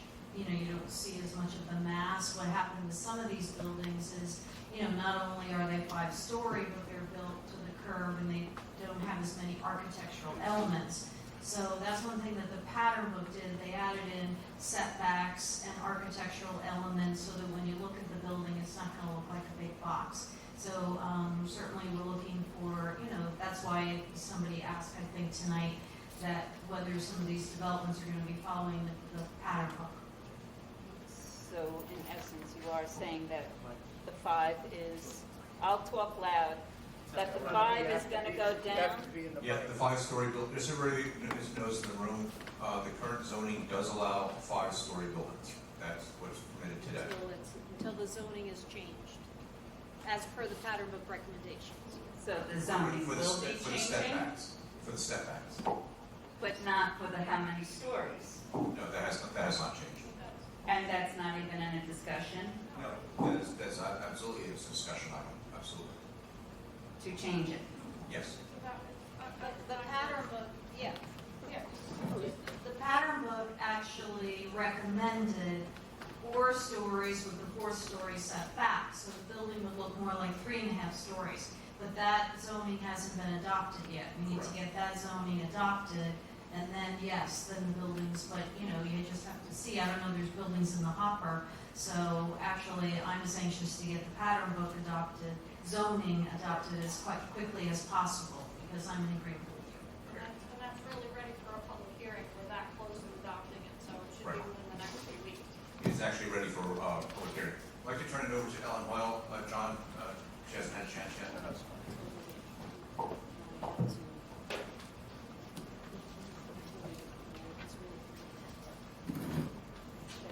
Hi, as usual, I have a couple of questions. In the description of the winter, spring 2020, 2021, at the beginning of the handout, it said you were talking to stakeholders. Can we have an example of who those stakeholders might be as an example? Actually, all the interviews are posted on the town website. Okay, that's all. I just wanted to know if they were there or not. Yep. The 2008, 2012 studies, plans that were being talked about, are those being considered as recent? Has there been changes since those studies, such as the saturation, density, climate? Who's same thing then. Lorianne, Bob, Yeah. could you repeat the question again?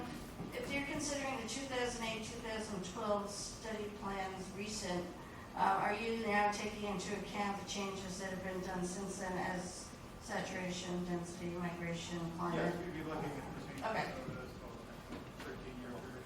Okay, great, thanks. The traffic growth that was stated at 47%, that was predicted, is that limited to the roads listed, or is that townwide for all roads? Ray Tobias, did you understand the question? In the traffic growth change, it was a 47% listing? So the question is, the presentation called for 40%, 7% growth in PAT. Was that just the local roads that, or is that? Was that just the roads listed or It all wasn't, town roads? it wasn't the specific roads, it was major roads, but not every road. So it's not townwide, not strictly every road townwide. Okay.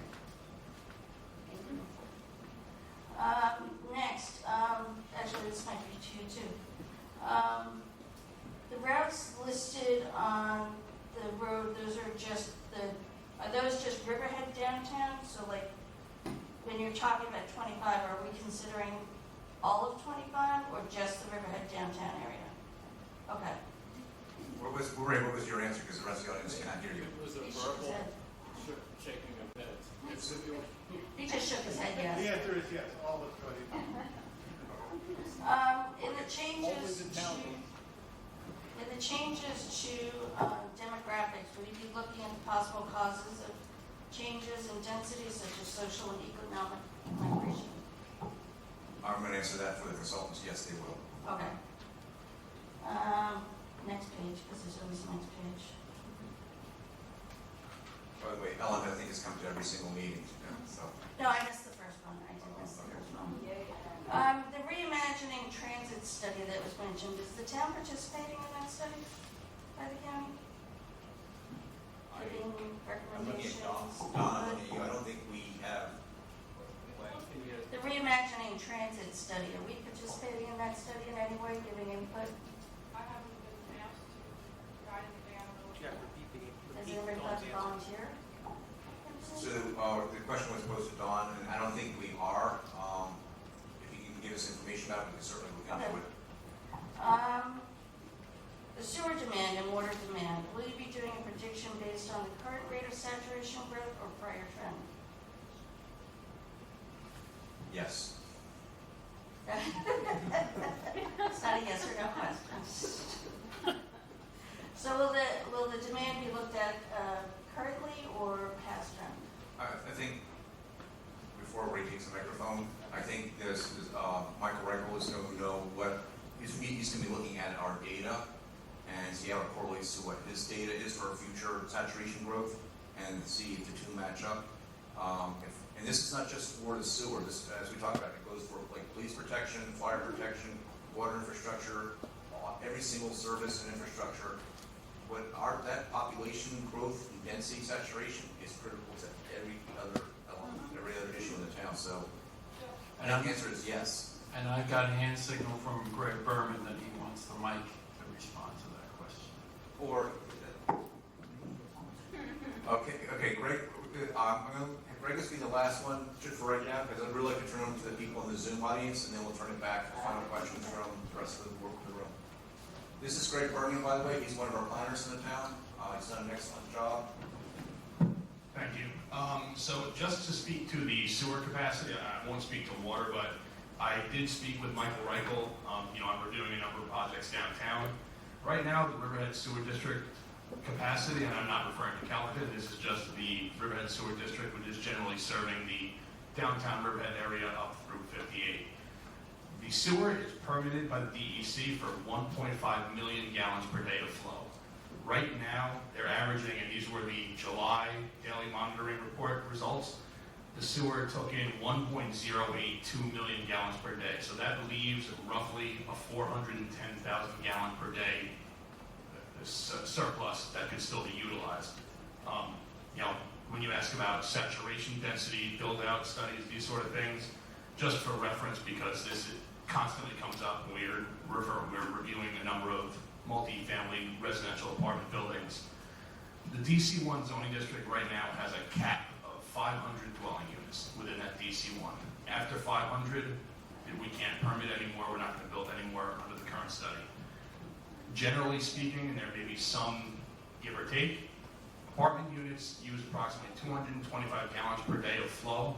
At that 500 unit rate, we're talking about 112,000 gallons per day. So even if those 500 units were built out in the downtown Riverhead, you're still looking at a surplus of about 300,000 gallons to serve the entirety of that sewer district. So the sewer capacities, I'm sure, if you want to speak to Michael Reichel, he can speak to it a little more detail, but there is certainly sewer capacity for the proposed developments from the master plan 2003, and I'm sure going forward through the current plan. Great. Thank you, Greg. What I'd like to do now is to turn over to our Zoom audience. Chip, if you can invite our first participant, please. To the Zoom members, if you're watching on Zoom, raise your hand to Chip so he knows that you want to speak. I imagine this is going to be Sid Dale. Maybe you want to speak to him, Jeff? Okay. Sid, can you hear me? Yes, yes. All right. Greg mentioned a cap in the DC1 of 500 units. Are you thinking of another cap again on additional apartments? The cap that Greg Bergman was referring to has to do only with the DC1 zoning area, not in the other zoning districts. Would you be thinking of a cap in those other zoning districts? That's you're raising the question, Sid. This is the first time I've heard that question posed. What do you mean by another cap? On the areas outside of the DC1, I think is what you're referring to. Yes. Yeah. So the answer to that question now is nobody has even broached the subject. That's the very first time we've heard it. And it's certainly not contemplated with our other downtown planning efforts. Thank you. Thank you, Sid. Anybody else in the Zoom audience, please raise your hand if you'd like to speak. We'll bring in Mike Foley. Mike Foley. Hi, Mike. Almost. Mike, you there? I'm sure you'll hear him. Mike, are you there? Can you hear us? Good evening. Mike Foley, Reeves Park. I have been relegated to a spare room as my wife is speaking to two of our grandchildren in Texas and New York. So thanks for taking the call, Jeff. The public comments section started with Dawn Thomas, who I'm a big fan of. I've spoken to her about it. We have some disagreements, and one of them I'm going to discuss tonight. But Dawn started off the meeting spot on, saying that change is going to happen. You're going to make it happen for you, or you're going to let it happen to you. And I could not agree with Dawn more. So let's talk about where we are right now as a town. About 2 years ago, we had a pattern book. And by the way, AKRF Bob White, you've got a tough act to follow because the pattern book people were phenomenal. Absolutely phenomenal. And because tonight's meeting is specific to downtown Riverhead, what could be better? Because the pattern book was really focused on downtown Riverhead. And one of the first perceptions that needs to be overcome as a town, and as downtown specifically, are security concerns. The perception of people that have lived there and participated in the pattern book is that it's not a safe area.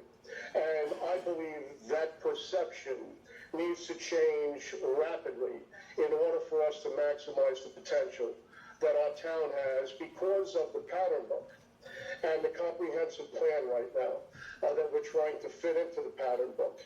And a new business that came into New York about 6 months ago, being the 18th state to legalize recreational marijuana. And I look at the downtown area, and in all deference to the people sitting at Catherine's table that spoke about the rural character and the history of the building. My family's been here for 70 years. I remember Sweezy's, Sears, the Suffolk Theater when it was actually showing movies before it went out of business and went dark, and before Sweezy's and Sears became eyesores for 40 years. So we have to take a look at what's happened and understand The past is gone. We got to look to the future. And we have the town, the pattern book that has purchased some buildings and done what I believe is a town-changing prosperity move by getting the town square concept put into play. Now the question comes, what are we going to do with the rest of downtown? I happen to go for a haircut today. My haircut guy is Tony on Main Street Haircut, has been there 60 years, has a great but expensive haircut. And where I parked... Mike, I don't have no idea what you're talking about. Well, listen, pal, I've got 6 hairs left on top and a little tail back here that my wife enjoys, but I digress. When I parked my car and walked around the corner, I saw 4 empty storefronts between Griffin Avenue, between Diggers and the Main Street Haircutters. It's on Main Street. It is absolutely derelict right now. We have a new apartment building on the south side of West Main Street, and we have empty storefronts on the north front of Main Street. So I want the town to envision what it would be like if we incorporated marijuana, legalized stores and cafes, specifically onto Main Street, with no place else other than in town of Riverhead, other than to go to Main Street. Right now, Riverhead has Long Island vodka, they have moonshine, they have vineyards, they have microbreweries. The only thing that we can add right now for responsible adult indulgences is putting in a cannabis store and a cannabis cafe. When this first came about, New York State gave small towns or towns and municipalities the ability to opt out. Yvette authorized a survey to be done in the town of Riverhead. And there were 1,400 responses, and over 60%, between 60 and 70%, wanted the sale of cannabis to be legal and wanted cafes to be allowed on Main Street. Yvette did not like that response. Yvette felt that it wasn't a good enough canvas of 1,400 people. And Jeff, I hate to say, I hate to kiss and tell, but last night at our meeting that had Baiting Hollow, which Reeves Park is part of, and I was at present, I asked how many surveys had been done on this incredibly important comprehensive plan. And the answer was 250. Now, we've been live on this thing, we've been waiting a long time. And maybe we haven't done a good job advertising it. But we have been live on this online survey for over a month. And we got 250 responses. So we had 1,450 responses with an overwhelming majority wanting it. Yet Yvette wanted to put a resolution out. She, as you know, is the town supervisor with 4 Republican incumbents and 1 lone Democratic town councilwoman who was sitting at the table right there tonight. And certainly you would think that if the town supervisor wanted to get an opt-out clause passed by a town board vote of 3, when there were 4 Republicans, that it would be a fait accompli. And then the people that really wanted to see it would have to go through the process of putting together petitions that were a percentage of the gubernatorial vote to get it onto a referendum this November the 2nd. It was going to be a lot of work that really had Yvette just said, listen, this is what the town wants, we're going to do it, would have been avoided.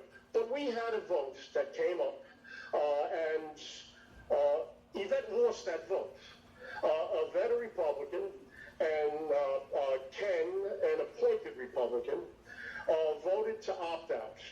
And Tim Hubbard, a retired Riverhead policeman Republican, and Frank Bayrod, who's been in this, I'm sure his family's been in town a lot longer than me, and Catherine, who has been a lifelong person, voted no.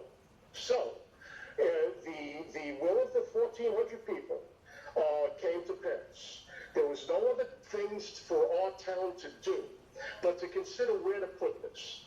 And I want the town board and I want the comprehensive plan to consider the possibility of limiting marijuana access, the sale of it, and the cafe portion of it to one storefront each on Main Street, with having a sunset clause in 3 years, with the intent of drawing people that will come. I mean, listen, it was wonderful on Saturday, Jeff.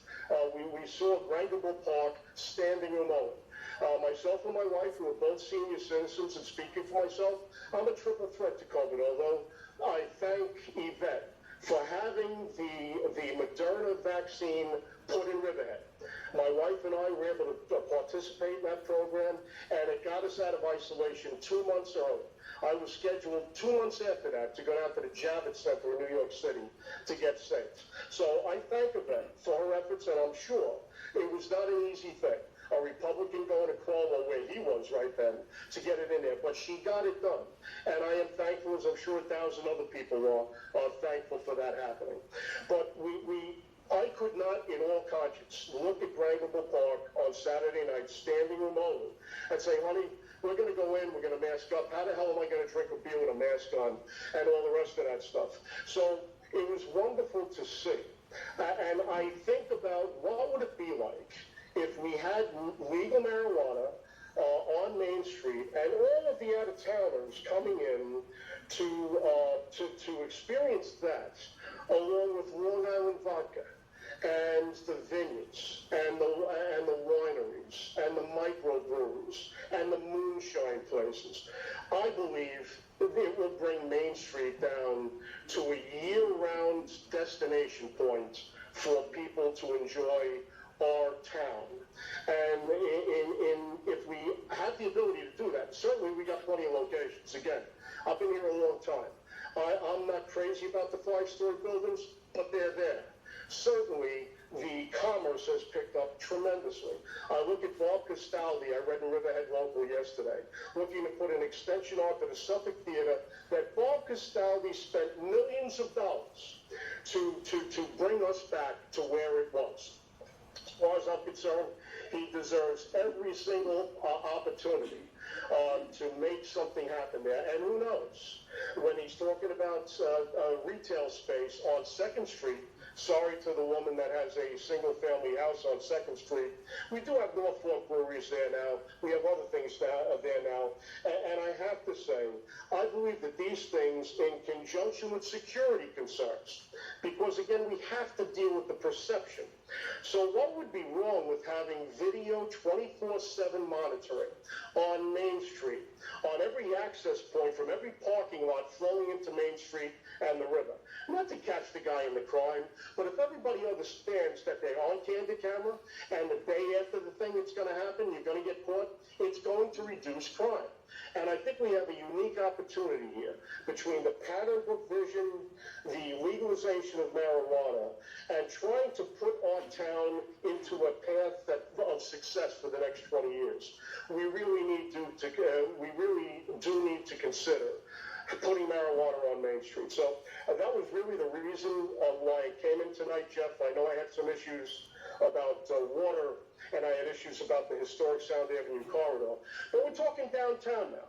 And I think specifically to downtown, putting commerce in there for responsible adult indulgences can really put our town into a tremendously profitable path that we can put money into security, we can put money into police, we can put money into schools. I want Riverhead schools to be palaces. I want our people to be able to learn.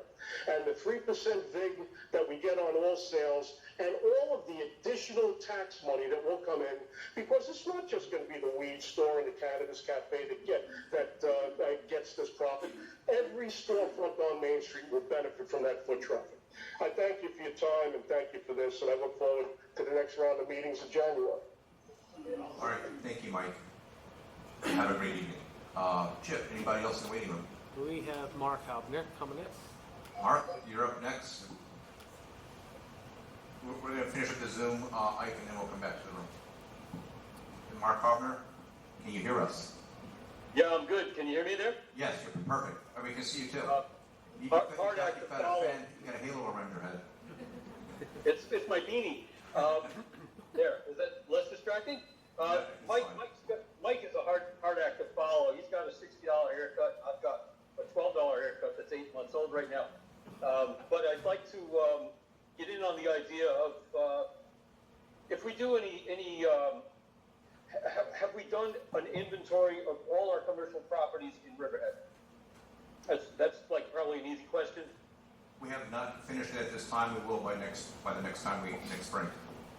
Okay, and we'll probably know vacancies and so on by then. Yes. We're going to be integrating, I hope, some sort of national trends in the decrease in mall traffic. I know there's magazines out there. I don't read them, but Yeah, that's obviously an issue, not just for Riverhead, but nationwide. It's in all of my American Planning Association magazines about national trends, about where the retail demand's going to be, what's the next level of it. Obviously, the big box downtown, department stores failed because the big box retail, strip commercial came in with 258. Strip commercial got replaced by big box retail.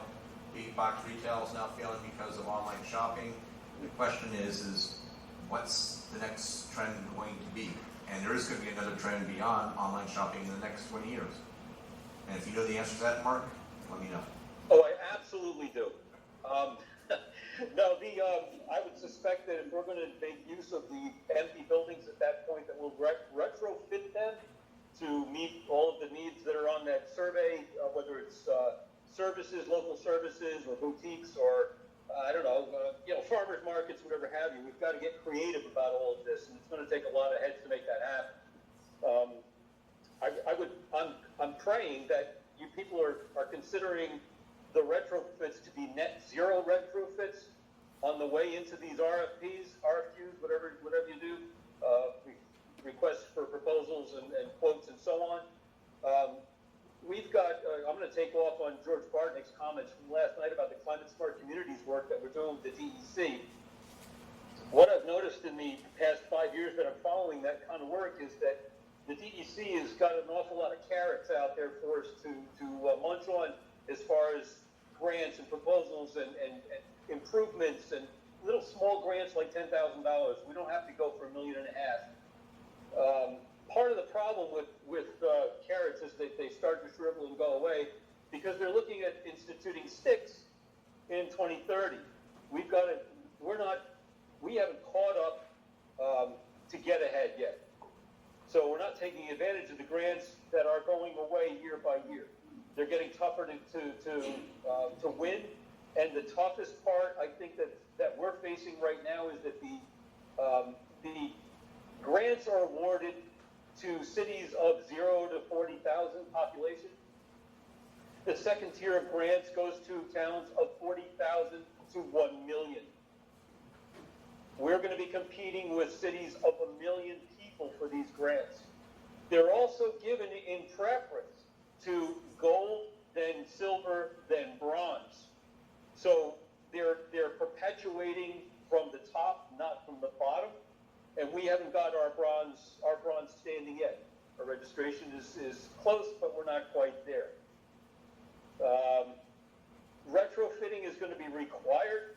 I have the strong suspicion after 2030 for the next 20 years after that. And I'd like to see us not just catch up, but to get ahead. So there's my thing on net zero and retrofits. As far as the downtown, I wasn't happy with the answer from UDA, the UDA guy. It was a real nice presentation. The pictures were really good. I didn't see any mention, and I did state this publicly at the time. I didn't see anything about green roofs. I didn't see anything about solar. I saw nothing about geothermal with a blank canvas in front of us in that town square. I didn't see anything to really talk about the idea that Hurricane Sandy came and brought us 13 feet of water from the river all the way across the street to the Suffolk Theater and flooded all the basements in all those buildings. I didn't see one bit of talk about what are we going to do if and when that gets flooded. The last time we had a hurricane of Category 3 on Long Island, all the way up through Connecticut, was in 1938. Category 1, that was Hurricane Sandy. It was accompanied by the perfect storm of a full moon, a high tide, storm surge, but it was only a Category 1. we've had wind shear, we've had tornadoes and everything else. We had a tornado go by my daughter's house in Lake Ronkonkoma last year, 120 feet away. So what are we going to do when that area floods again? Mark, if I could just answer that, I don't know if you have been attending the whole meeting. Dawn Thomas is in attendance. She addressed the U.S. Army Corps of Engineers ongoing study and with the potential mitigation of the downtown flooding area. So that is already being addressed through the Army Corps of Engineers and the Community Development Agency.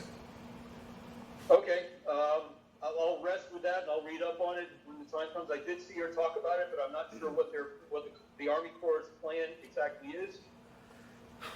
Does everybody know about it but me? Is that what's happening to me right now? Mark, I'm going to have the microphone handed over to Dawn Thomas so she can build upon what I just said. I'm the Army Corps was engaged in January of 2020, and we subsequently determined with, in collaboration with them, that we needed a floodplain management study. So that study we partnered with them on. We used grant money on our partnership, and they just in July completed their preliminary recommendations, which I have in my office. If you want to call or email me, I can send you a copy. It's not completed yet, but basically there are several different options for flood management there, all of which will be designed to control and mitigate any flooding in that area. They studied hydraulics, information back from the 1930s, everything that was possible to be analyzed and studied, they did, and they came up with a number of different options, and I feel very confident that not only will the results of the study give us a solution to the flooding problem downtown, but the potential to get the mitigation structures funded either through the Army Corps or other grant funding, which we've already applied for. So we're well aware of that flooding issue. It was one of the first things that we dealt with. We know you can't redevelop the area without flood control, and so we're very clear about doing that, and we're well on our way to getting that problem solved. All right, I will be emailing you, Dawn. Thank you for that offer. Yes, please do. And And we could talk about the green innovation stuff for the town square too. I can fill you in on that too. Absolutely. Okay, so thank you all very much for your time, and let's move forward. Thank you. All right, thank you, Mark. Chip, anybody else in the waiting room waving their hands? Yes. And I promise everybody who's with us live, we're going to come back to your questions after we finish up with the Zoom participants. Should have Larry Oxman. Larry Oxman, you're on next. He might have left. Hang on, let's try again. Come on. Larry Oxman, are you there? He might have left. Larry, if you're still there, raise your hand or give some indication that you would like to speak this evening. Going once. Hang on. Where'd he go? Going twice. Hold on. Come on, Larry. We know you want to say something. Larry, are you there? Can you hear us? Larry. Yes, I'm sorry. All right. Can you hear me? All right, good. All right, Larry, go ahead. Sure. Good evening. I've been a long-time board member of the Riverhead Business Improvement District. Tonight, my comments that I'm making are mine and not necessarily of the board's. Just some brief comments, and then I have something that I would like to talk about a little bit more in depth. I'm a firm believer in the removal of the 500 unit cap in the DC1. I hope that will be studied. Public safety, traffic and parking, an overall strategy to bring in more business to the downtown, including strengthening of the current businesses such as the courts, which brings in a lot of activity, attractions, aquarium, historical society, the arts, and unique assets of the downtown. I hope that they're studied. I believe that I'm sure they will be. The best utilization of our unique waterfront, when possible, to protect the historic homes north of Main Street. This is important. An examination and revamping of the development and approval process in the downtown and how it can be streamlined and expedited for projects that meet the specific goals and objectives of the town code for the comprehensive plan. Currently, it seems that it's taking an extremely long time for projects to wind their way through. So some type of an expedited process would be good. All right. Let me turn my attention to Route 58.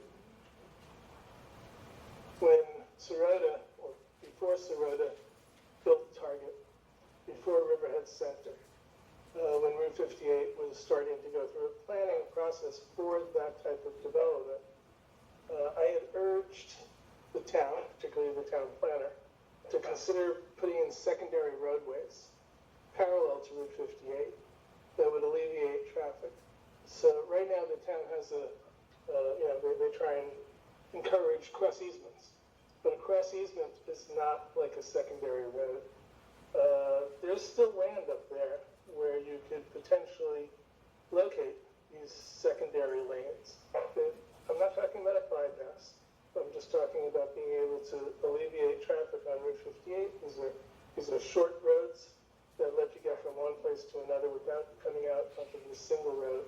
Unfortunately, Middle Road has become a bypass, and that road really can't handle it. So I would like the consultants to take a very good look and see if there's room for these secondary roads. And eventually, these secondary roads, again, not a bypass, could potentially be built out, which would encourage commercial development to stay within the commercial corridor rather than spreading east or west in the future. So that's one thing. Last but not least, if you took a compass and swung a 5-mile radius from Main Street, half of that compass would go into Southampton town, Riverside particularly. How is that being studied and incorporated into the factors for the downtown? I think to not is really just, it seems that you're not being addressing the true composure and picture of the area. So that's my comment. All right, thank you, Larry. Anybody else in Zoom? That's all. Okay, Zoom participants, thank you very much. You can continue to listen. We're now going to switch back to questions with the residents who are in attendance this evening. Actually, Mike Foley just said he'd like to. Mike Foley, okay. One last question. Mike, go ahead. Hold on. Let me bring it back up.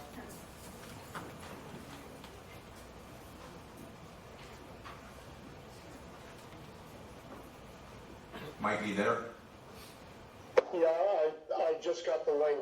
Thanks, Jeff. I feel I have to reply to Larry Oxman. Larry Oxman has spoken every night for the last 4 meetings, and the one that affects my community, Bailey Hollow and Calvin. He suggested that maybe we should take a look at the north side of Sound Avenue for transfer rights for farmlands, so that they can build some more. Larry, let me tell you something. You haven't been denied enough by the planning board. As far as I'm concerned, as long as you continue to look to build things where they don't belong, you need to get denied. So let's just understand everybody, and I hope people see this on tape. That's what, in my opinion, that's what Larry Oxman is. A developer that wants to knock down any tree he can find so he can put something up on it.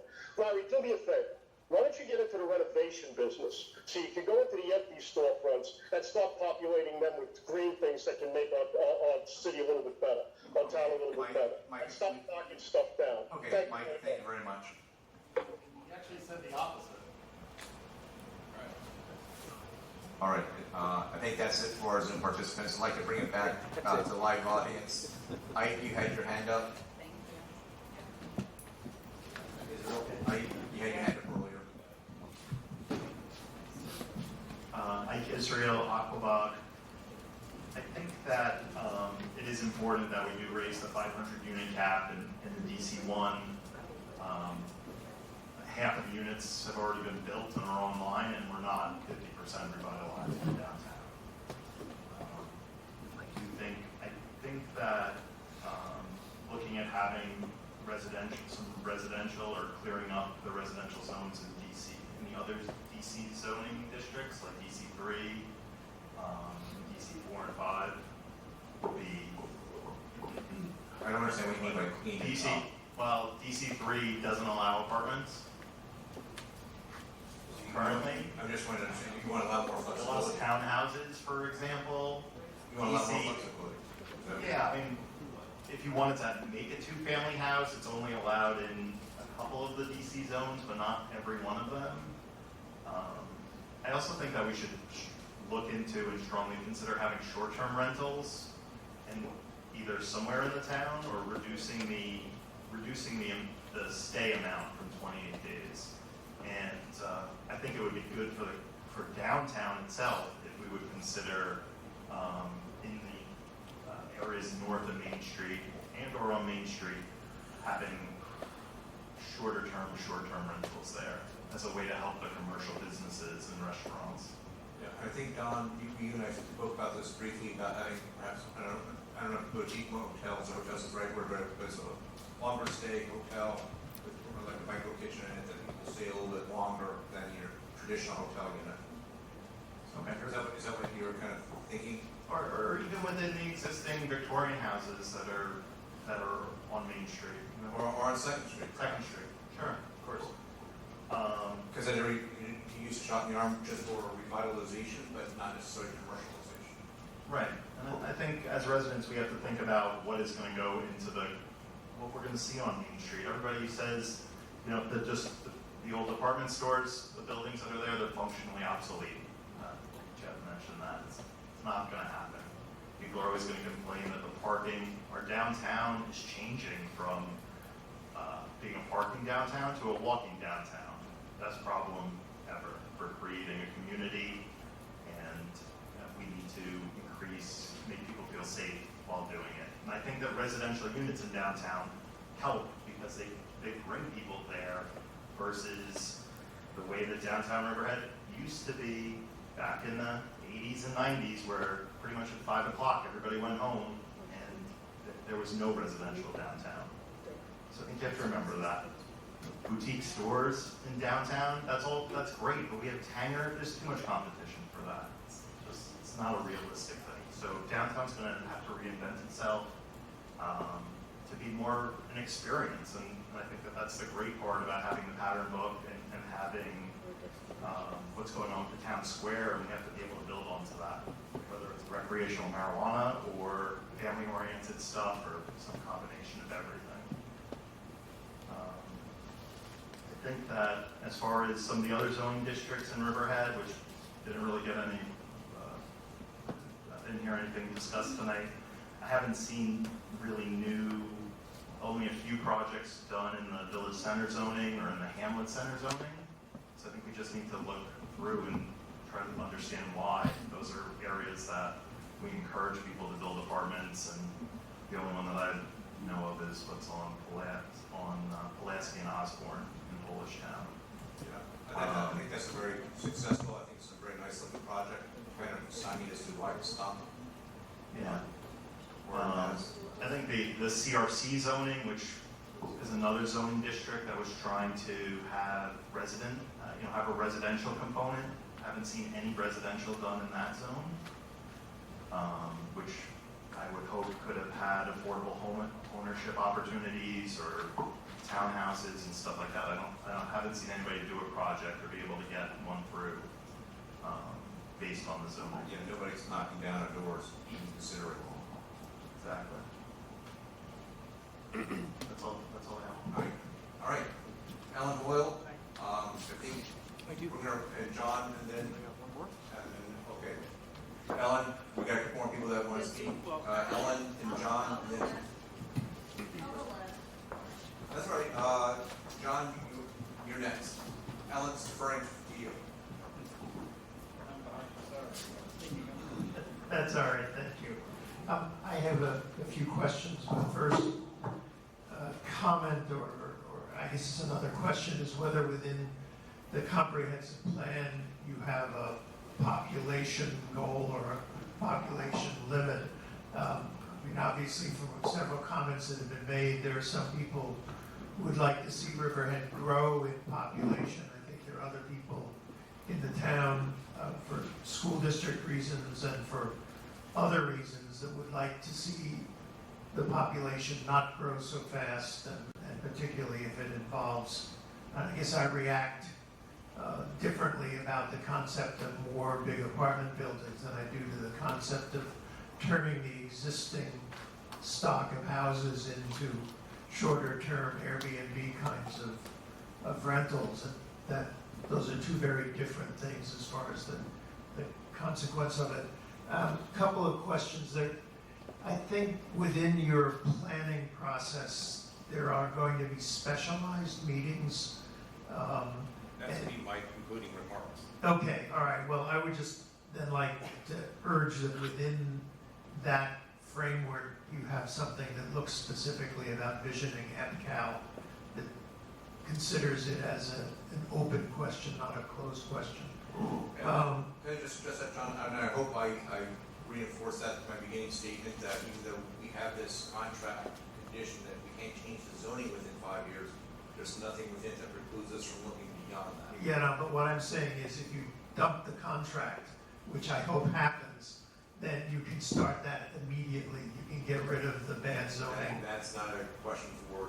No, but it's a question in the sense that a visioning process for EPCAL, you don't have to put a time frame on it. You could think about that as a topic for discussion, and maybe it will help people realize that there are alternatives to making a bad deal.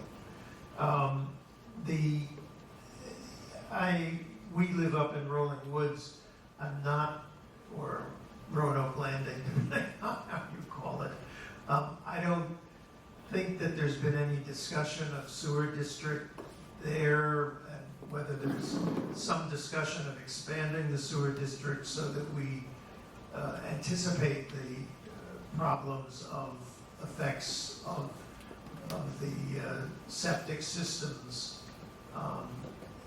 I know there's a whole plan to put in a very high level septic systems, which are very expensive, and I don't know whether expanding the sewer system offers an alternative to that. The other question I had, which has to do with protecting Sound Avenue, it is possible, I assume, to downgrade or to upgrade the zoning to make areas that are industrial now areas that can only be used for agricultural or similar purposes. On Sound Avenue or in any other place, Sound 25, where places that are now industrial, I assume you could protect the rest of the land in those areas by changing the zoning, and I would hope that would be part of an active discussion, that we not just assume current zoning. One of the things that, this is just planning 101, not just for the answer to your, or not answering your question, John, because I don't want to presuppose an answer. With any action, and this is why we have secret is so important, there's always cause and effect. If you change something, there's going to be effect. This would be for the betterment in some areas or issues, and it's going to be perhaps negative in other areas. If you rezone, for example, all the land on Route 58 to agriculture, for example, you would lose that tax rateable base for the entire town. And that would be a negative consequence for the residents of the town, because that tax assessment and the tax will go up for all the residents of the town.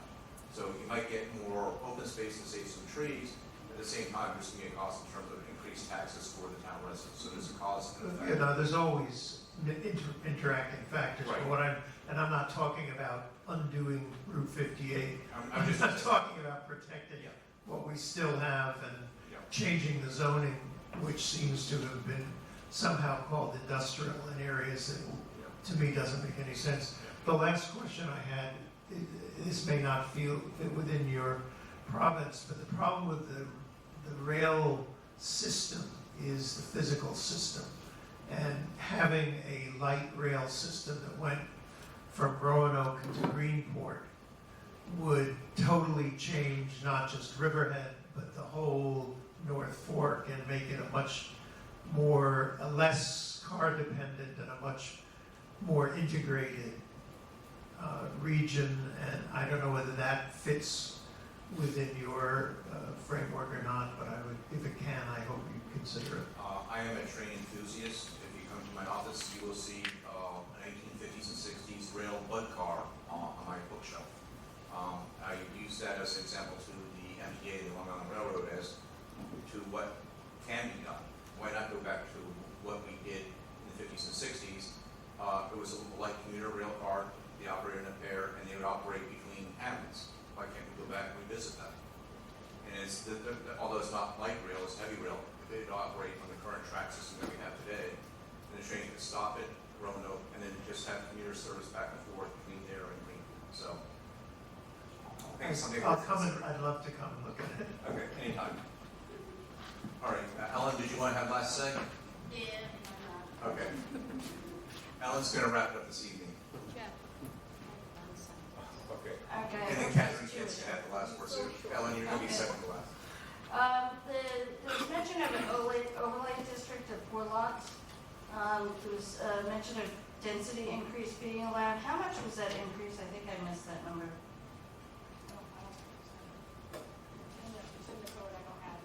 Okay. Then the other thing was the 1990s study. Is that the study that is being used now for decision-making in the town? And will the new comprehensive plan supersede that? You said there was a 1990s study? There was a 1990, 2000, 2006. So will this new plan, 2016, 2018. okay, so will this new comprehensive plan supersede those or incorporate them? It builds upon them. Mesh with them. Okay. So we take a look at, like I said, we're going to take a look at all the goals and policies in the 2003. A lot of them can be checked off as completed. Some are still open-ended. Some may be out of date, no longer relevant. And the ones that are still valid and still good, those are the ones that we're going to evaluate at the end of this process. All right, now I'm going to put you on the spot because I'm going to try and get this question answered again. It's not a yes or no question. Okay. Is it a current rate saturation growth that's being looked at or prior trend? Okay, repeat that. When you were talking about the infrastructure Yes. and the growth demand, is that current rate of saturation growth or prior trend? We're still trying to get this one answered. Yeah, the question is just not the saturation, but it's the rate of it, and that's the tricky part. So That's is the it tricky a part of the trend, question. Or is it We're gonna look at the current rate rate? and future, 20 years. So it's not prior trend? No. Thank you. I think that was it. All right, great. And then, Bob, Catherine Kent's going to wrap it up for us. Very fast. Okay. I have to tell you, this is the smallest audience that we've had so far, but it's been by far the most vocal, so that's kudos to all of you. So I do want to say that I think the town square will transform our downtown area. I think the town square is a really exciting thing. I also think that you need residential, I know that you need residential in your downtown area in order to revitalize it. My concern is that every project that comes before us is apartments and residential. And certainly I understand that because it's more profitable for developers, but we need things in the downtown area aside from residential. We need things for the people of all the hamlets to come to town and enjoy. So certainly looking for suggestions or, trends and things that could work in a downtown area. And one thing that always comes up is a specialty grocery store. The community would like to see a Trader Joe's, obviously, but I've been told by developers that our population isn't enough, but of course we would draw from the South Fork and the North Fork for something like that. So just looking for trends and ideas of things into the downtown area aside from residential. And thank you, everybody. We're fading. We only have a few left. And Ken Ruppel would like to add one last comment. I just want to make sure that everybody's aware, because a lot of people will be watching this on TV over the next few days and so forth, that our responses are only around 1%. And so we're going to keep the survey still open for a period of time. If you just want to touch on that, Jeff, so that those that are not here tonight or haven't been present, this is going to be on replay and we watch it. So we still got to keep encouraging to get a response. This is your town, as all the residents, so let's try to keep encouraging the responses to those surveys. Thank you very much. As of yesterday, we had 250 responses to the survey. As of today, we're a little over 400. So keep it going. Right now, the survey is due to end the first week in November, and if we want to extend it, I see no reason why we can't. So if we keep it open for another month or so, why not? I think that's the more opportunity for the public to comment, the better. And thank you, everybody, and have a great evening. Thank you.